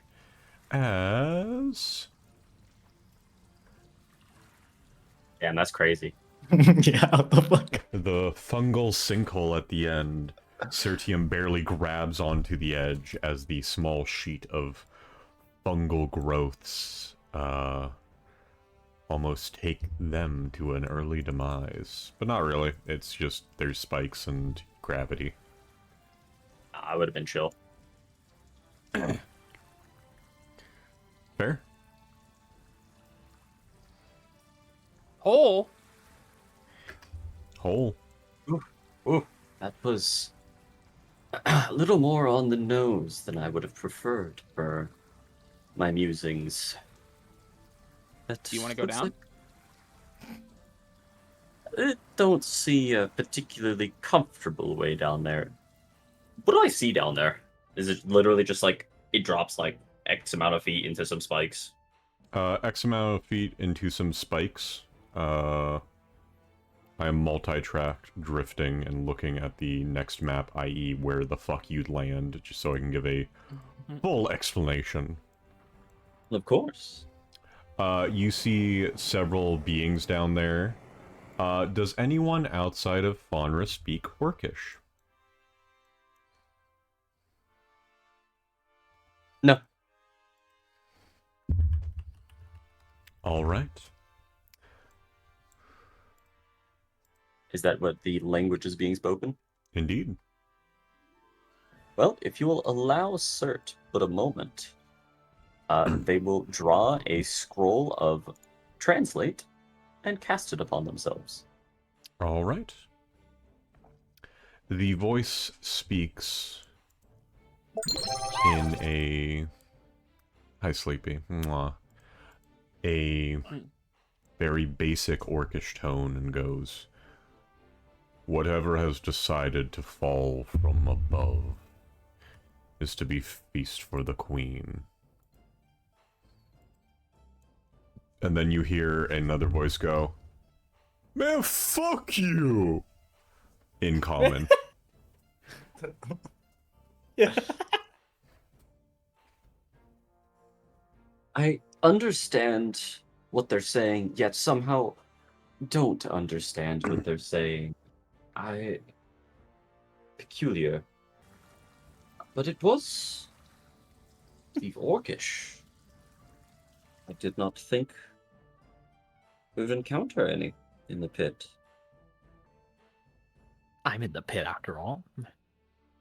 Indeed. Like sticks her nose in the air, just Kicks a rock. basically.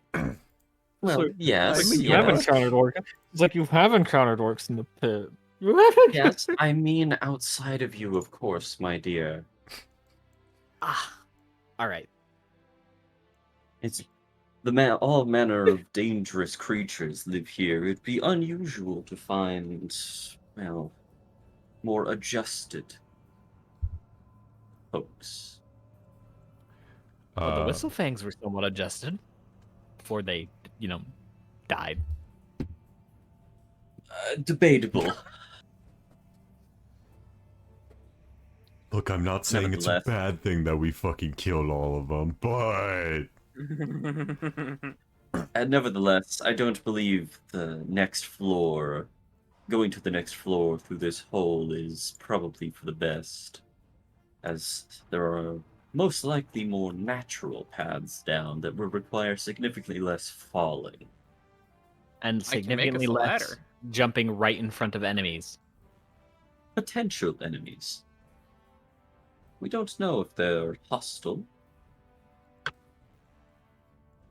Lela, as you look down the pit, you see this little dude giving you the mycelium finger. What the fuck's your problem? Another finger. Needle darts in the eye. No. You It's like, fuck that guy. I wouldn't leave him. You shoot out one of his eyes, and a new head grows from it.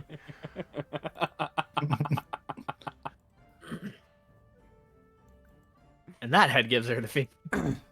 Yeah. Well, there is one room left down the secret passage. Let us go. Meow. Okay. Meow. Meow. Oh. Uh-oh. Zeondriel is basically just chilling in her web hut, by the way. Hi, Zeondriel. We Hi. dealt with the fungus monster. Bye. Okay. I didn't. I'm still in the first area. I got you, BB. Everyone started running, so I started running too. There you go. Secret path right through here. If you guys can't schmoove in, I can help. The ceiling of After this you. 30-foot diameter Hard R. cavern rises to a dome 15 feet above, but the floor is split. No one needs What's hero that? points. We'll get to that. Okay. A large pit that drops 20 feet down into a lake of still, dark water. Stone sarcophagus sits on the eastern ledge of this room.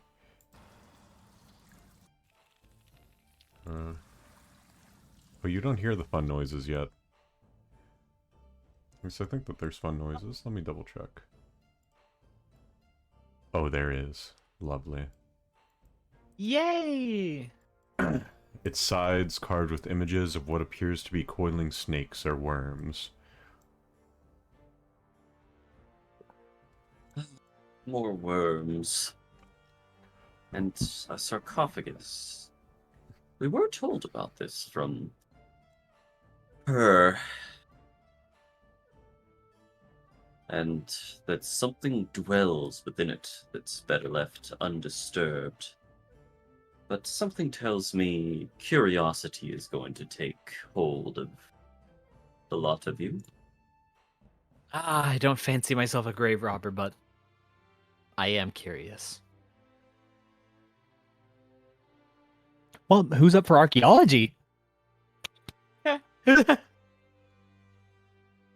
So long as we help the interred find their final rest properly, I have no qualms.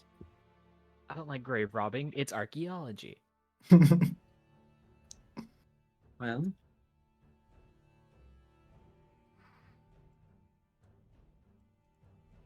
How big of a jump is this? 10-foot jump. Wait, hang on. 30 Don't- feet down. Don't jump that. Don't Don't jump jump it. that. Are you gonna do helpful steppies? Couple Alright. steps. Alright, we're just gonna effectively ignore that part of the encounter. Yeah, you effectively make a staircase from the bottom to the other side, / I'm saying that it's making a bridge of sorts. Kind of a reach, but eh. It could just be a ladder that's propped up on both ends too. This is true. Climb across. Faunra can go that far anyway. Like, Yeah, it's pretty routine. Oh, and she's kind of like angrily stepping across the bridge. Like stomping on it like a child. Grumble, grumble, grumble, grumble.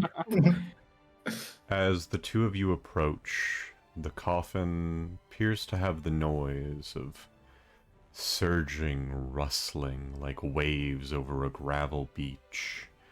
Upon closer inspection of the sarcophagus itself, depicts a single immense coiling worm whose body loops and wraps over and over and over itself. Have a recall knowledge for religion. Ooh woo. oops. I've religiousized before. I rolled it anyway. I have a +1. Well, Faunra passed. Let's go! Faunra passing with a 21. Did you have a +1? Yes. +2. Oh, you only rolled a 19. And Sertium Healer running up behind Faunra, kicking her shins out from under her with a critical success. And Lela patting Faunra on the back and going, "It's okay, honey." And still fucking destroying her with a +3 above her. Is the experts are already there, and I'm like, guys, I think I know this one. Guys, yay, me. Yeah. There. On on a 20 on the dice roll, that means my total religion was a 38.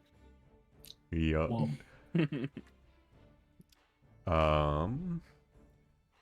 Ripley. Faunra, you Was it even recognize this. possible for me to get a crit? Yeah, you rolled a 19. If you rolled a 20, Okay, you would have gotten yeah. a critical success. Cool. Bones, you got a crit by 13.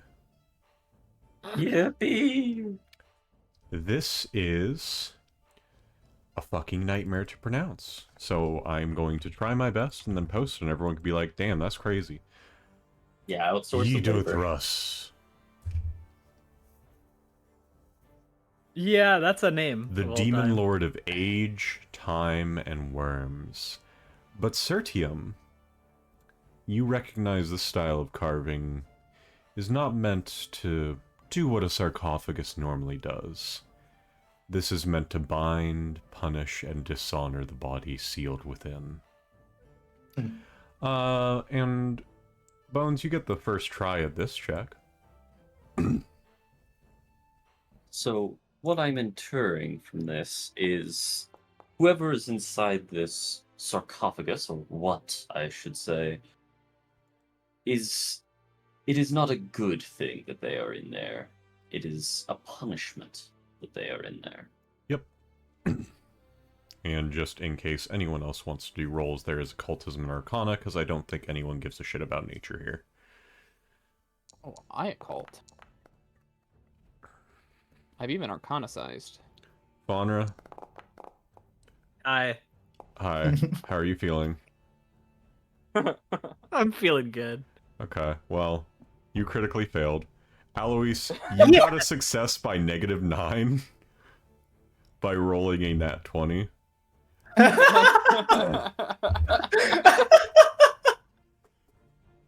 Aloise just glanced at one of my books that was open. Yeah. That was barely possible. Lela, you got a critical success, so we're gonna start with Faunra. Cert, you just got a regular failure, but it is more funny to start from the bottom and go up. Alright, Of Faunra. course. I'm going to either tell you, A, something, or B, uh-oh. Oh. Would you like something, or uh-oh? I'll take uh-oh. Oh, I love when you pick uh-oh. Aloise and Lela. No special on a critical. The magic around this, for Aloise, reminds you of a very interesting punishment that the hobgoblins had for those that they deemed too bad for the regular ones. And Lela,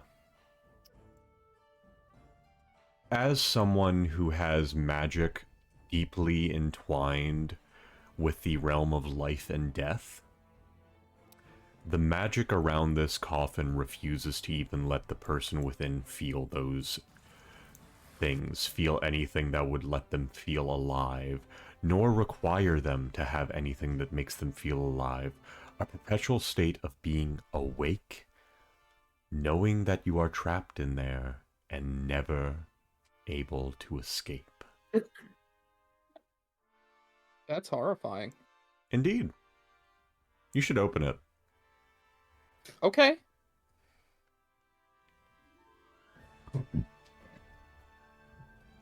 Barry, What do we I wanna have do no with mouth this? and must scream.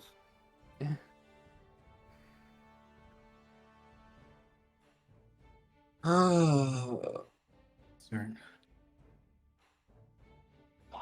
Based on what we can infer, we're definitely doing a service to whatever we let out, but the problem is whoever or whatever is inside has clearly done something so egregious to warrant such a punishment that I can't even fathom what would get someone interred in such an awful thing. Ugh. As you all begin to speak, you hear the sarcophagus move, and a voice come from within. Well, suppose not from within, but directly from above. Who speaks Thessalonian? I think I do. I do Yeah. as well now. The two of you hear a voice say, Lyra LaRue, it's been long enough. I've been good. I can leave, right? Right? It's fine. Even if you aren't her, I can give an amazing reward if you let me out, right? Amazing reward. What did he say, Lela? To reiterate, the magic basically makes it so that anyone that is within the coffin is sustained for the entire time that they are in there. They do not need air, food, or water. What is it, Lela? What did he say? Well, if we let him out, we get a treat. We should ask who they are and their relation to Lyra LaRue. Lyra LaRue? Man, last person related to Lyra LaRue we let out was Un. Indeed. And that's why I'm more hesitant this time. Yes, Hey. I am aware. Hi. Hey. Hi. What's your relationship with Lyra LaRue? Oh, alright, we're playing 20 questions. Lovely, lovely. Probably not that many. Oh, alright, 10 questions, got it. He's a shadow demon. No, Well, I keep am this not up. I'll ask more questions. Alright, let me gather my thoughts. I was a negotiator. Alright, alright, cool. We're having a very aggressive chat. Not the first time I've had to fucking deal with this. Great. I was a negotiator for her. Specifically, question for Bones. Did they change the term genie at all? Yes. What is the new terminology? Depends on what element. I will just state what he would be doing, and you tell me if there's like a better colloquial term rather than genie. Okay. Yeah. Let me find a good example. There is a genie in one of the next areas, and I know that okay. that was No, a whole fucking chain. Genie is still a term. It is a trait that the creatures can possess. But there is more like localized names for the different types for the different elements. Then in this case, doesn't matter. Yep. I was a negotiator for Lyra LaRue and agreements with genies, and then the dealing of elementals therein. But, although she wanted me to make sure that all of the extraplanar aid that we use to finish these chambers, she was, flawed, I suppose. My job was more important than whatever studying or this, that, or the other that she did. I got results. She stared at a book all day. What do you think, sir? However, comeuppance did happen. Very fun. Paralyzed me, threw me in here, and you are the first people I've talked to in... What year is it? believe, Lisa starts counting on her fingers. I believe it's like 7062. I think that's correct. He goes, well, that's a bigger number than I was hoping to hear. Oh no. Yes. If you worked for the old Asland Empire at the height of the Rune Lords, that was before Earthfall happened. It's been many centuries. If I still had tear ducts that functioned, I would be crying right now. Surprisingly, you're not the first individual we have found imprisoned by this Lyra LaRue. Oh? It seems she is no shortage of enemies or people that displeased her. That would make logical sense, honestly. She made more enemies than she made friends. Is Tangle still around? That name does not ring any meaning with us.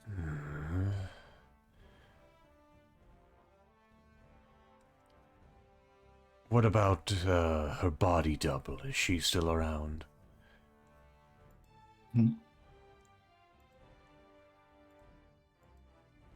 Not that we're aware of. The Rune Lord's presence here in Thassalon has passed significantly. They are more legend than fact for the majority of the region. I'm assuming you're here to figure out what legends were actually true, then. Hello, it's me, the Dungeon Master. You can question him about Lela LaRue and gain information by doing social checks with him, such as deception, to lie that you'll free him if you get more information. Diplomacy, if you're like, yeah, we'll fucking let you out of the creepy coffin. Or intimidation, by just saying, fuck you, kick rocks. We're not gonna free you if you don't tell us info. Oh, don't worry. I was going to employ Leela's more charming nature to do one of these things. As while Sert has a good way with words, they don't have the magnetism that Lela possesses. Understandable. Well, Lela, would you like to do any social checks to try to get information about Lela LaRue from Zalavexis here? I would love to. Hi, Zalavexis. Hello. Will you tell me more, please? Yeah, what flavor are you doing? You're doing diplomacy. Diplomacy. That is a success. Allow me to chalk that number up for you on our little notes pad. Can I get that for success by about -9? Happily, dear.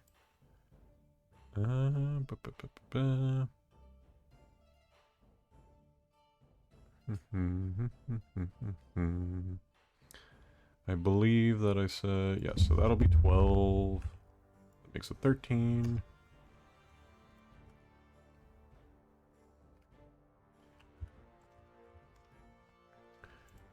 Boop boop. Just updating this before I give any information. Let me grab the thing for Caius. Thankfully it is close. Just remember, y'all voted for no editing on Sandpoint. This is y'all's fault. Fuck y'all. Love y'all. Please watch the videos. I will cry.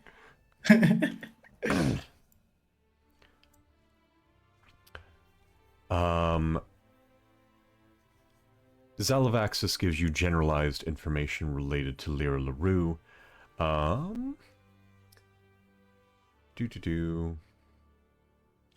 And I'm just gonna drop the other roles for them. There's not really a specific timing, but I'm gonna say that Lela, you cannot do diplomacy again, but you can do the deception role if you would like. And Aloise, guess what? You finally get to help do research. Sure, I'll lie to him. All right. Roll a lie. That is another success, which brings us up another point. And Aloise, if you want to make an attempt, use that intimidation one on the very bottom there. Can I also try? Sure. A 7. Uh-oh. Yeah, you got hero points. Use them while you got them. Yeah, why not? As a critical success.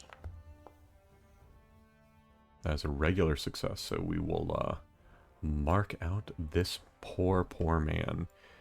And My diplomacy, deception, and intimidation are 15, 15, and 14. Nice. Which brings us to the 14 and 16 bullet points here. Lela LaRue sought other methods of bolstering her resources in her quest for power. Demonology and the crafting of constructs were chiefly among them. In addition, a mention of a special song key hidden in a clockwork songbird, which, when wound, the songbird's song can open a complex lock somewhere deeper in the pit. But no one knows where the bird is now. You guys have a handful of pieces, and the next few floors will have the remainder. In addition, Lela LaRue hoped to develop her mastery of divination to the point where she found 8th School of Thessalonian Magic. Unsurprisingly, focused on divination, and allowed specialists choose which 2 schools of magic they wish to exclude from their studies. The rune of this theoretical school of Thessalonian magic was a circle with 7 hooks, associated with the sin of vainglory. Some conflate this with pride, but is more the obsessive need to be seen in vanity, that is, the inflated sense of self-worth and the importance of one's own deeds. And now, what are you all doing for Zalavexis, if anything?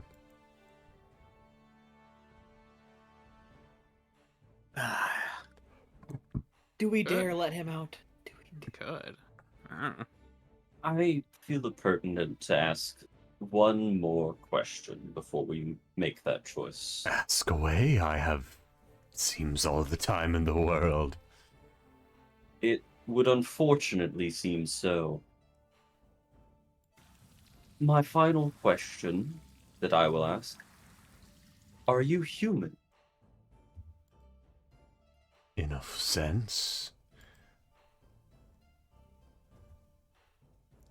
Can you elaborate? Can you define a human as what they were? Or as what they became due to someone else's measures? Does this mean you were flesh warped? Not sure what that even means. My flesh was warped, yes. But this punishment far goes beyond my flesh being warped. My apologies. It's a more modern colloquial term for those that have had their physical forms, for lack of a better word, disfigured and modified. You hear a shifting in the coffin, and he goes, My eyes are not what they used to be. But I remember the moment they were eaten. Yes, I suppose you could call me a flesh warp then.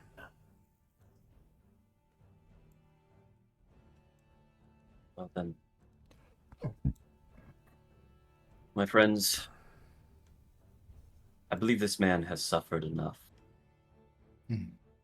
I agree. Very well.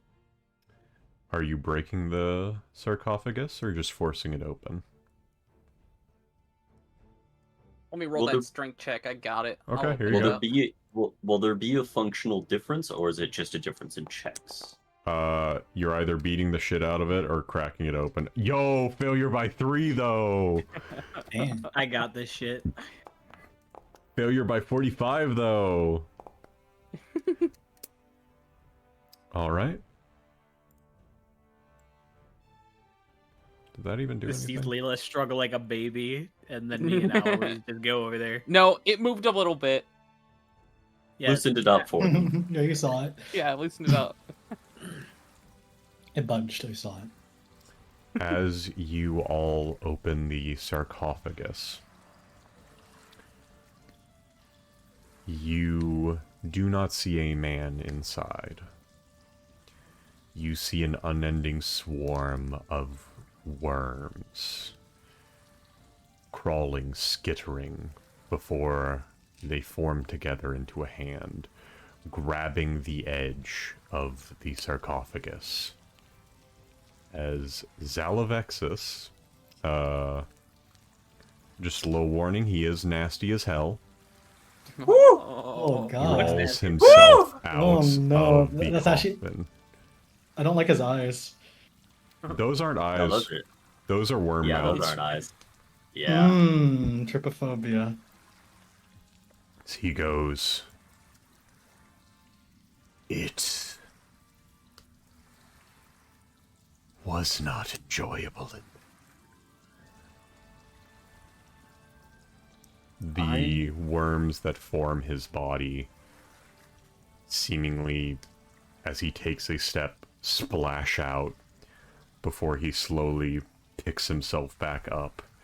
The form is slowly stabilizing, but still struggling to get back up.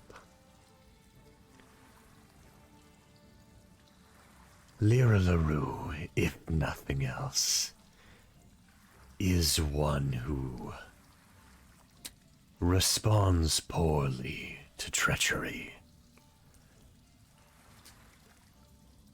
He taps the back of his neck as the hand kind of breaks apart before reforming in front of him as he's still trying to figure out how all of this works. Sealing me in the sarcophagus was not enough, clearly.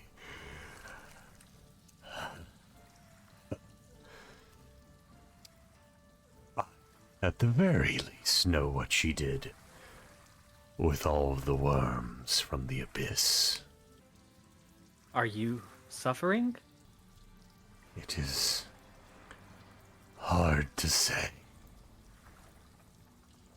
Funnily enough, a ring slowly comes out from his form before he accidentally drops it before all of you. she gave me that. It's a cruel joke, honestly. That if I could convince anyone to let me out, she would forgive me. I don't need her forgiveness anymore. Even... I'm assuming she's dead. If she's not, I'll be surprised. And be sure to fix that. It's certainly possible.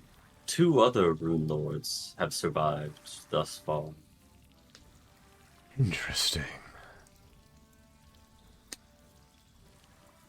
You can have that, I suppose. I need to adjust to He gestures broadly at his form. this. Of course, the world has changed much in your absence of it. He I'm more than willing to give a brief synopsis of current events. I remember you.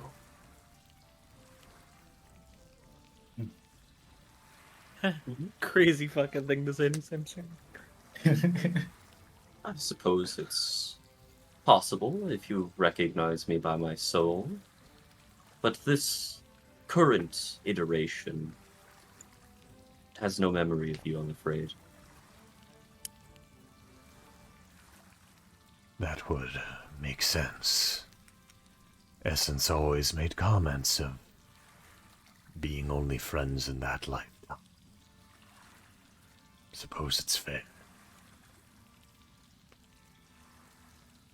Indeed.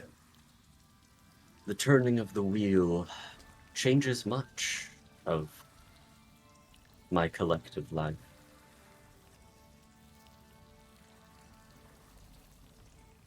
Essence also told me that if any of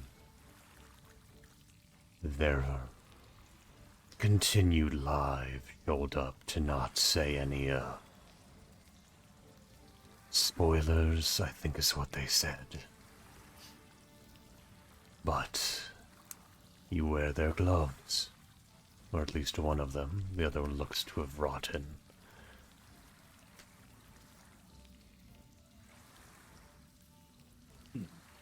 I wouldn't say rotten. It seems as if one balances the other. Have you tried healing yourself, then?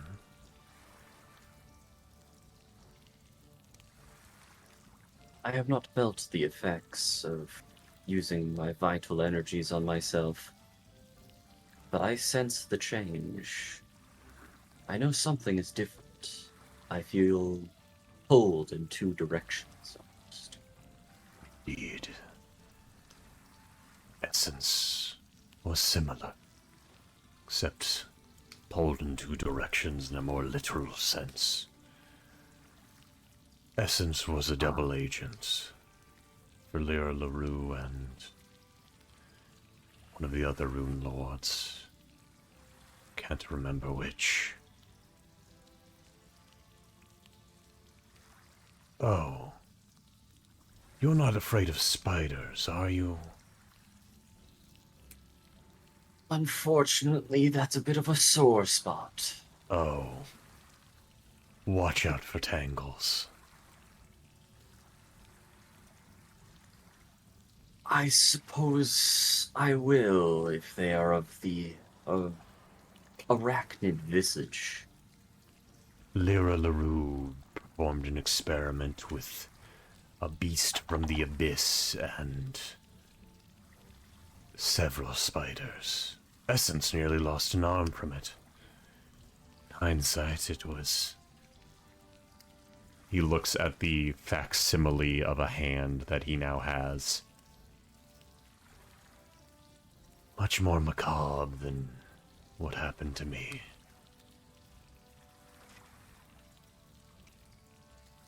What? That is No, speak. That is disturbingly hard to believe.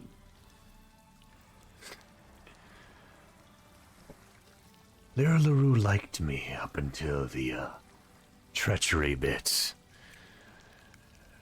And this is what happened. And for Essence, she did not have as much pleasure in her heart for them. I do have a question for all of you, if you don't mind. I have been civil for as horrid I am. Do you all wish to slaughter me, or shall I make my way away?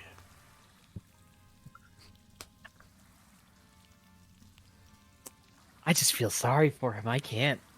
That's so depressing. Do you wish to slaughter me?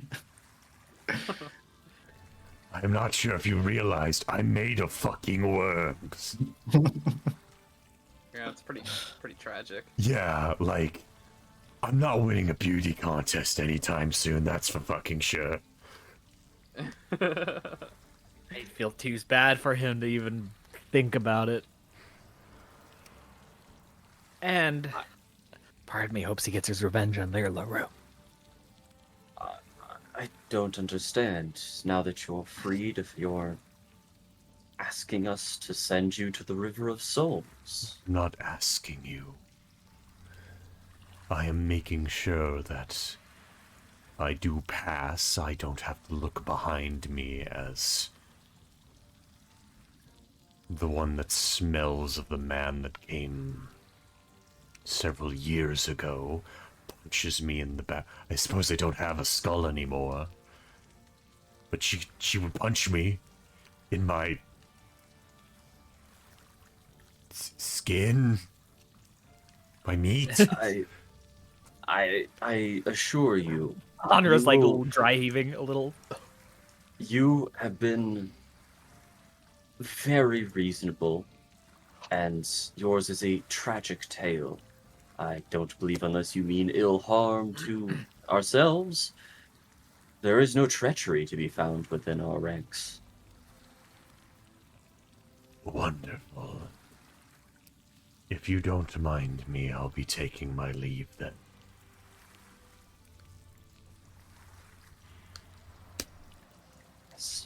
May Sukio guide your darkened path. Who the fuck is Sukio? As he turns into a swath of worms and leaves your view. Man just said Hoot-Sukio balls and exploded. Caius McFucking died. I'm gonna run dishes back, so give me 1 second. When Caius calls back, You call him haven't- cringe. I will call him cringe. That's concrete, Ooh. baby! Caius. Are you here, Caius? In case y'all didn't realize, Zalavexis was a worm that walks, that albeit was down tilted a bit. Yes. Yeah.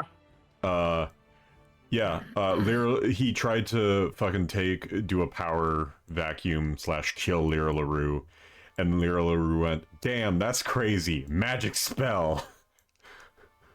Eternal torture. I now damn. promote you to misery forever. Let me just pull up the DM notes for this, so it goes from like, oh, that's kind of sucks, to, oh, she's Nightmare. Got it. He also mentioned that he set up a magic ambush in one of the rooms later on. I will point it out later. Lyra LaRue repaid his treachery by paralyzing him, sealing him alive in the specially prepared sarcophagus, along with several hundred flesh-eating worms harvested from the abyss. Your microphone is cutting in and out very frequently. Why the fuck is it doing that? Wild.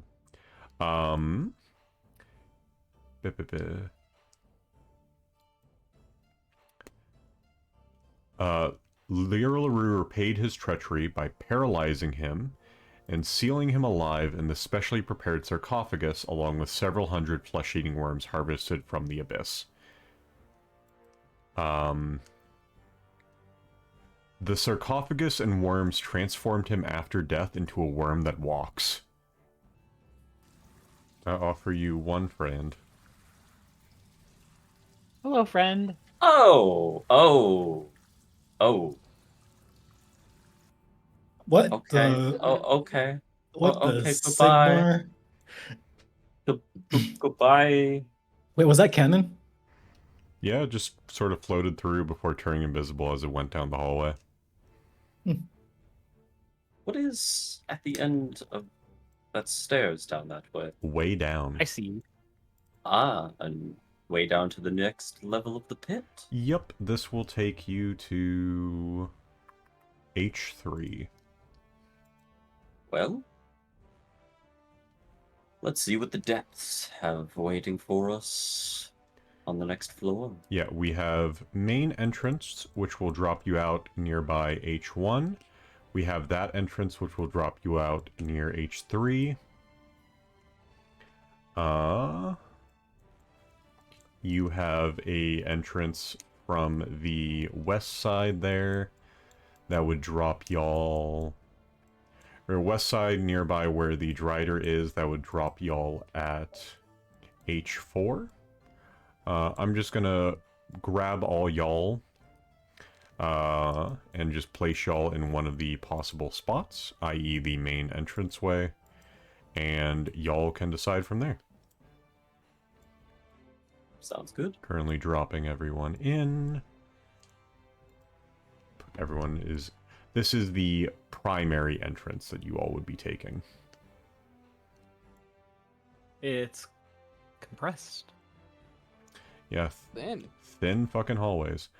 Nutty Putty Cave and Down this way and then to the west takes you to H4, which is which was the path that came from the Darrow camp. H3 is above. If y'all want to start there, I can grab y'all and drag you up there. Or you can start where you currently stand. You can also jump down the fungus pit and drop into bad situation. So, you know, you got options. I believe that one will be avoided. Okay. In that case... Yeah. So would you guys like to start here or more up north? Since this is a new floor and I haven't given y'all a level, if you will do whatever the first encounter is, then I'll let everyone do a long rest and level up. Yay! Okay. Well, personally, I'm down to start here, if only because of the fact we're here. Understandable. And these compact hallways kind of piss me off enough that like I hope this is like we just I get don't this know out why. of the way. Just kidding. Yeah, it's kind of genuinely triggering some claustrophobia. Oh, it gets worse. Oh god. So, left or right? Alright. So I'm guessing that door is where we came from. Yes. Okay. It is one of the two possible. Well, right is an Yeah. opening. Left looks very interweaving. I mean, I can drag you to show you. Yeah. Oh yeah. Yeah. And then this takes Let's you just back go. up. Yeah. Let's just go right. Enjoy the wall. Fuck it. How does everyone else feel? It's fine with me. Okay. Hi, Aloise. Alright, everyone get into this room, and then I'll slap the button of bad children. You're bad children. How do you guys I'm feel in about Sir. philosophy? I It's love okay. it. It's quite People fun, ask me if actually. I believe in free will, and I ask, what's will in for? A densely packed strip of stalactites, stalagmites, and rock Yeah. columns nearly cuts this cavern in half from north to south. As you hear a being speak in sack broth. So it goes, Hello! Welcome to my abode! It is my greatest pleasure to hopefully not have to eat you all, assuming you wish to engage in some wonderful philosophy. as was you that last Of all one? course. look around, you see this creature from the ceiling. Is that a fucking roper? Yes. Yes. Okay. Unlike shitty baby ropers from D&D, this is a CR10 creature. Yeah. Hello! I am McNocthrin. Hello, McNocthrin. It is my pleasure to hopefully not have to eat you all. It is our pleasure to continue to live. Wonderful, wonderful, wonderful. So, allow me to explain the little fun situation I have here. I have found it is very boring to have to come by, grab people that come through one of the tight openings and go... Very boring, very Of course. boring. You understand? Lovely. Of course. So, I have decided to engage in a toll. I see. Indeed, indeed. Now, Uh-huh. I have found money is boring. Capitalism, bit boring, bit overdone. Who needs gold nowadays? Especially when you are a giant creature with multiple tentacles, big eye, and a big old mouth. You understand, yes? Mhm. Wonderful. Oh, yeah. Ergo, I have decided to make a philosophical toll related to religion. I know, it is not a controversial topic whatsoever. And I see several of you are wearing vestments. Wonderful. I love speaking to religious people about this stuff. So, who would like to discuss religion with me? I speak both Sackbroth and Aklo, if that helps. I am just so excited to meet all of you. And hopefully not turn this meat cute into a cute meat eating. Well, I would love to discuss religion with you. Wonderful. Would anyone else, or is I never caught your name? What's your name? My name is Lela. It is my greatest pleasure. I believe you humans do a handshake, but as I have no hands, it just sort of moves one of its tentacles in front of you and goes, you can shake this, and we will begin the debate / philosophical argument therein. Lela reaches out with a great big smile with a nice firm handshake. Wonderful. All right, so the topic of conversation is the role of sacrifice within religion. Okay. I am happy to argue either side. What I request of all of you is one of you is the main speaker. I imagine that will be you, Lela, and the rest of you can assist. But obviously, if I do not understand any languages you speak, and you logically would not understand anything I can speak, I cannot correctly weigh your thoughts and opinions on this matter. Of course. What? Hey, y'all. Hey, y'all. Yeah. I need you all to understand. Dead of ass, this is a roper that wants to do a philosophical argument. This area is called H1, Philosophical Toll. Oh no. Sert's down to clown. This is great. Dude's just really lonely and wants to start a debate club. I would love to speak of this. So, Father's just doing what she's always doing when they're talking to someone she doesn't understand. Just looking like an idiot baby in a corner. Just counting all the rocks on the floor. Yeah. Actually, perfect. I'm gonna do a spooky for you then. Don't worry about what you see. We're doing philosophy right now. Don't worry about that in the corner, everyone. Don't worry about it. Don't look over there. That's not real. She's not supposed to be here. So, to debate, the chosen player character and Minocthrun state their cases and then attempt religion checks.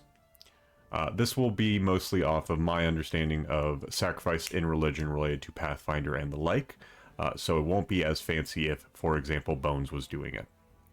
But I will do my best, but either way, the rolls will be what matters. Yeah, if we're doing religion checks Correct. for this and not a diplomacy or the like, then I can take the primary lead, Lela. Go for it. All right.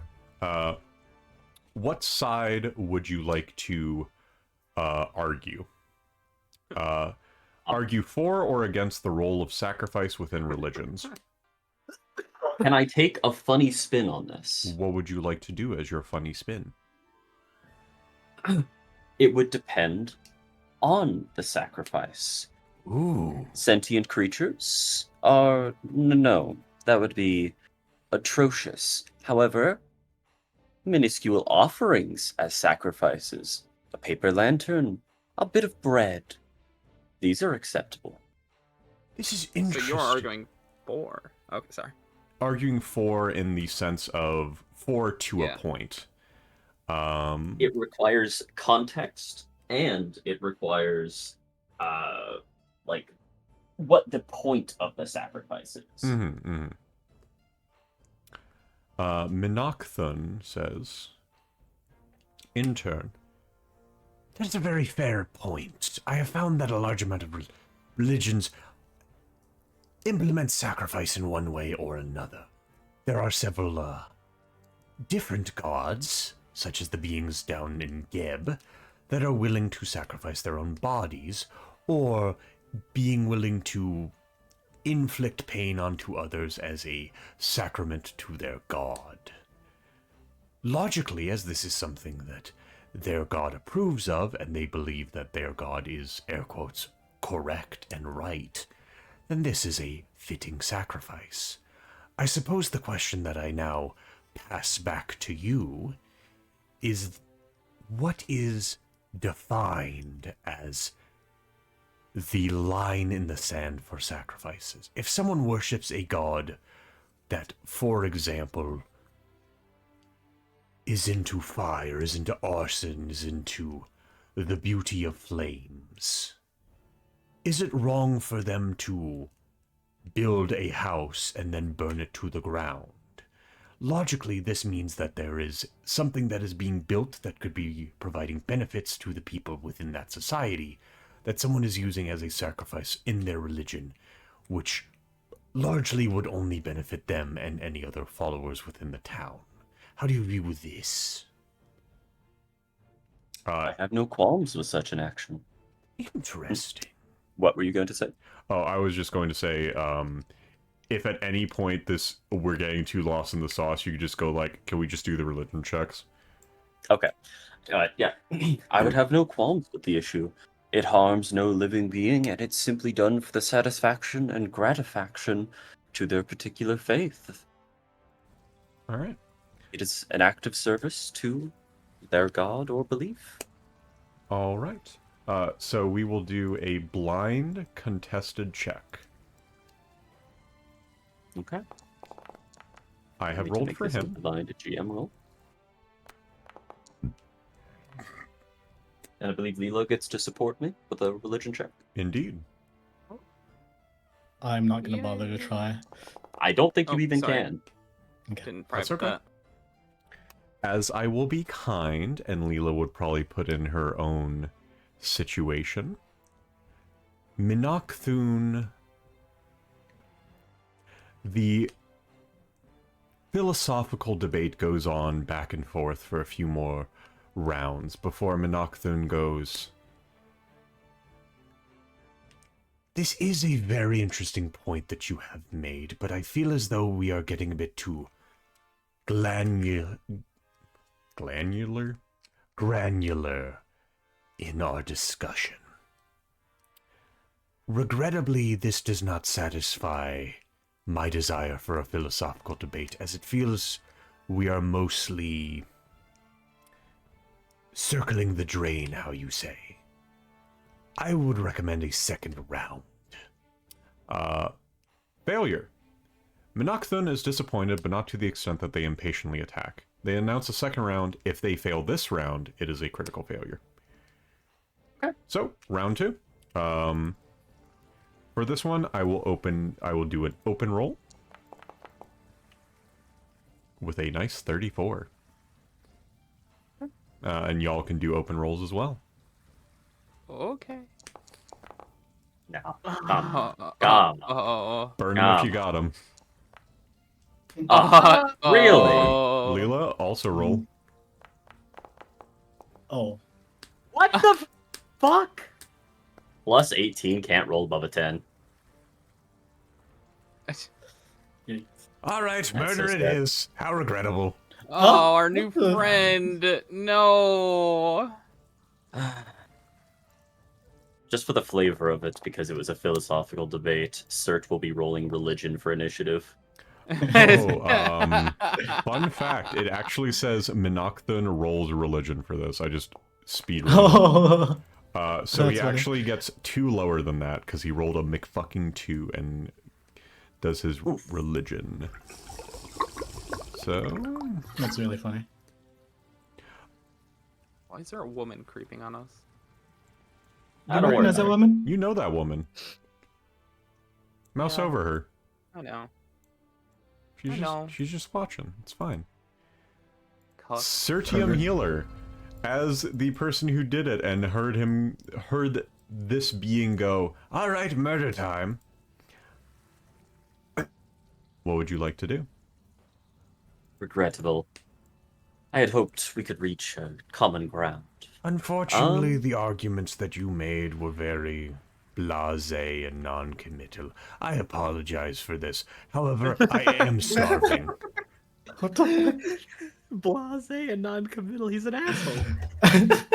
To be fair, Cert did basically just say, it depends on the context, and then Menachthun hit him with this person is doing this thing for the sole enjoyment of themselves under the guise of their religion. Is this not bad? And Cert was like, nah, that's pretty chill, actually. Like, it is also very fitting, although none of us are, like, big philosophy majors, that you went with the granular, everyone's right. No. Not everyone is right. Everyone is allowed to do it up until a certain point, and the point was basically like, living people go bleh, and then Menachthun... Not even people. Oh, Living sacrifices Okay. in general. But it's still, Menachthun also said, like, there's like a god in Geb that's, like, totally into torturing people that arguably are not consensual, Yeah. non-consensual participants within this. Is that correct? No. Yes. Okay. Anyway, now that we're in combat time, I have no idea if this guy has reactions, so just in case, Cert's gonna hit him with that, roaring applause. Can he give me a will saving throw? I would love to give you a will saving throw. Let me give you that will saving throw of a plus 23. I bet he has... Yeah, I was gonna say, Plus I bet he has 23. great. Cool. Success he by can't- 2. He can't use reactions. Success by 2. On success, the target cannot use reactions, as long as I sustain the spell. What if you're going to kill them anyway for unrelated reasons, or if they consent to being sacrificed? Damn, if only that came up during the philosophical toll and not the murder toll. Yeah, that's crazy. Anyway, now that Cert's removed his ability to use reactions, it's a stride around the corner maneuver. How dare.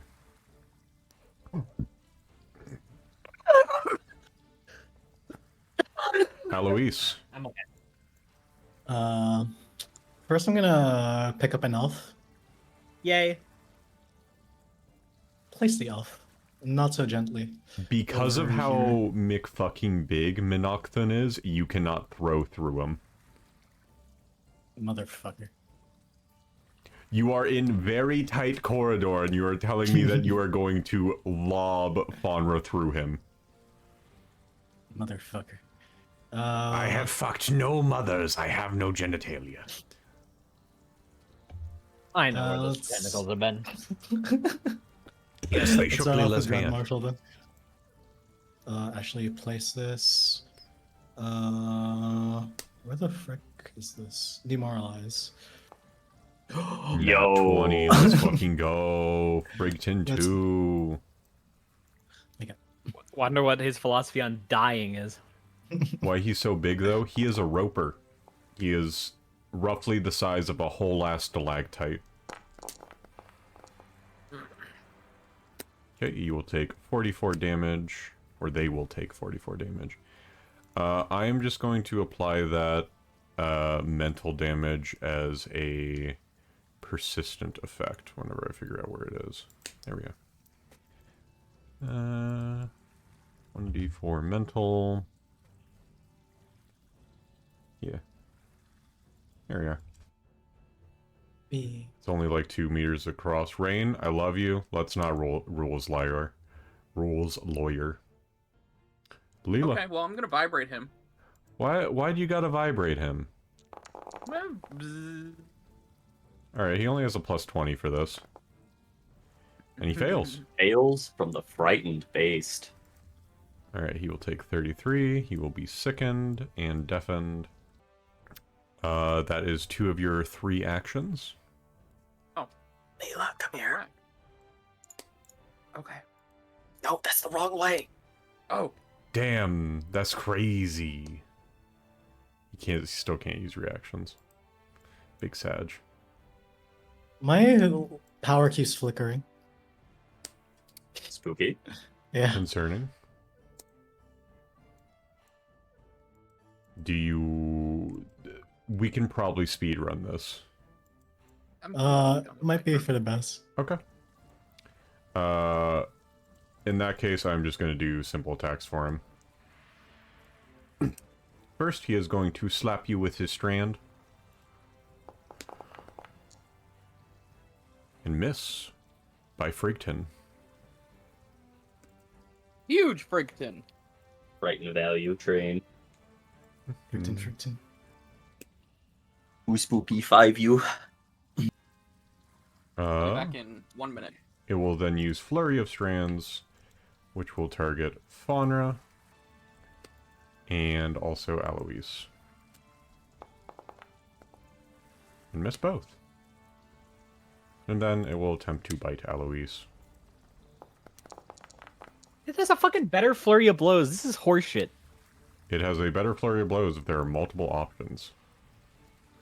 Oh, that's true. Faunra. Hi. I am going to dance up Strido. Mm-hmm. Can I get through here? Was that okay? It's whatever. I would say no, just because of all the shit they are literally blocking this thing. It's fine. Also, there's like nothing of value there. Oh no! Yo! You are not targeting it. First one hits, second one misses. 34 damage. It is weak to fire. Critically succeeds on the stun. Move to Dragon Stance Oh. Flurry. Jesus Sertium Christ, my power. melee. It's okay. Cert will spin. If you do Go ahead. bounce on your turn, I will just have you smack it until it dies. Yeah. Cert's first action will be to sustain Roaring Applause to deny further reactions, and secondarily to cast a Bless. Bless you. Bless. But it's Aloise. Strike Odysseus. You got hero points. Burn the hero points. That's 7. That was your Gamble, one always hero gamble. point. Keep it. Where the fuck did it die go? It hits. Right. That die just went missing on my screen. It happens. I died. That's crazy. Crazy Dale. 2 more good strikes like that and it'll fall. 07. Yeah, okay. Unfortunately, your Full mother. dangle. Unfortunately, your mother. Lela. Hey. Hi. Why? Well, I'm gonna poke my head back out. Ah. It is me, the devil. And then, hi, devil. I'm gonna vibrate you again. Okay. Kind of fucked up that you keep doing this, but okay. Yeah, it's That's fine. rude. You could probably have used a cantrip. It will take half damage. Yeah. Yep. Will no longer be, sickened, I believe? Sickened and is deafened. Okay, so it's no longer deafened. Yeah, the sickened persists till he goes bleh. It's an auditory effect, not a sonic effect. Okay. Alright, that's your 3 actions. You absolute bonobo. You are within my reach. Yeah, I figured. So Couldn't really do much otherwise. So I will now strand you Wouldn't be the first time. for a critical hit. Oh. You are now grabbed and enfeebled. Ow. Aloise, it is your turn to get stranded. It literally says multiple attack penalty is not calculated until after everything. Yep. Yeah, this is one of those special attacks that specifies how its map interacts. I am mostly stating it for the record, so nobody's like, Ripley! No, I saw it on the ability. Okay. I have reading comprehension. Some people don't. Yeah. It will then pull the strands. Why does it specifically say immobilized creature? That's fucking weird. Sticky strand, enfeebled, grabbed. Yeah, there's no way that it would... Whatever, I'm saying it does it on grabbed people. Probably because it's supposed to make is it supposed to make athletics when it hits people with sticky strands? No, To it grab just... them? It just... Oh. There is nothing in the thing's kit that would inflict immobilize. Ah. Which is what I'm confused at. Because Sticky Strand just makes them enfeebled and grabbed. But does not immobilize them. Pull the strands. Says specifically immobilize. I guess it's supposed to be grabbed? I'll check this later. Probably. But what's up, baby girl? How you do? That's his turn, though. Hi, Faunra. Hi. Homeboy is just fucking not caring about the mental damage that Aloise did to it. Faunra time. Faunra time. Faunra time. Punch it, punch it, punch it, punch it. Meese. Well, I'm just gonna go ahead and roll my second hit anyway. You do have 3 hero points. I know. I just wanted to get the flurry out blows out of the way before I started. Understandable. Rolling. Fuck! Fuck! You do have 3 hero points. I do have 3 hero points. Let's YOLO. reroll the fucking multiple attack penalty one because we have 3 Or, hero. you know, Fuck! we have 3 hero. Fuck! Alright, 2 actions left. Okay. We're sending it. We're gonna keep doing it. We can't be stopped. Go. Fuck! Multiple attack penalty! Alright. 1 action. Is it calculating backswing into these? It wasn't, but I'm also like not doing Dragon Tail in those last 2. Okay, fair enough. So, +1 circumstance. I have to manually toggle backswing anyway, and I don't think it would have made the difference. It would not have, but... Yeah. Alright. Sertium healer. Let me guess. Sustain, and then 2 other things.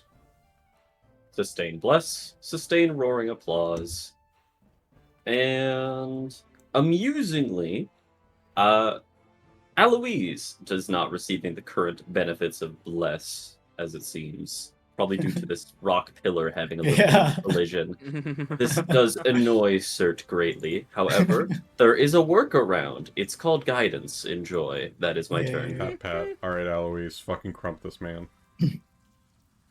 Okay, let's consume the guidance.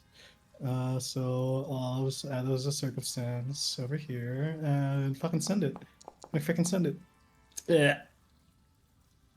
Okay, so By your let's powers just keep moving. combined, I steal 2 hero points from Sertium Healer and give them to Aloise. Thank you. There we fucking go. Kill.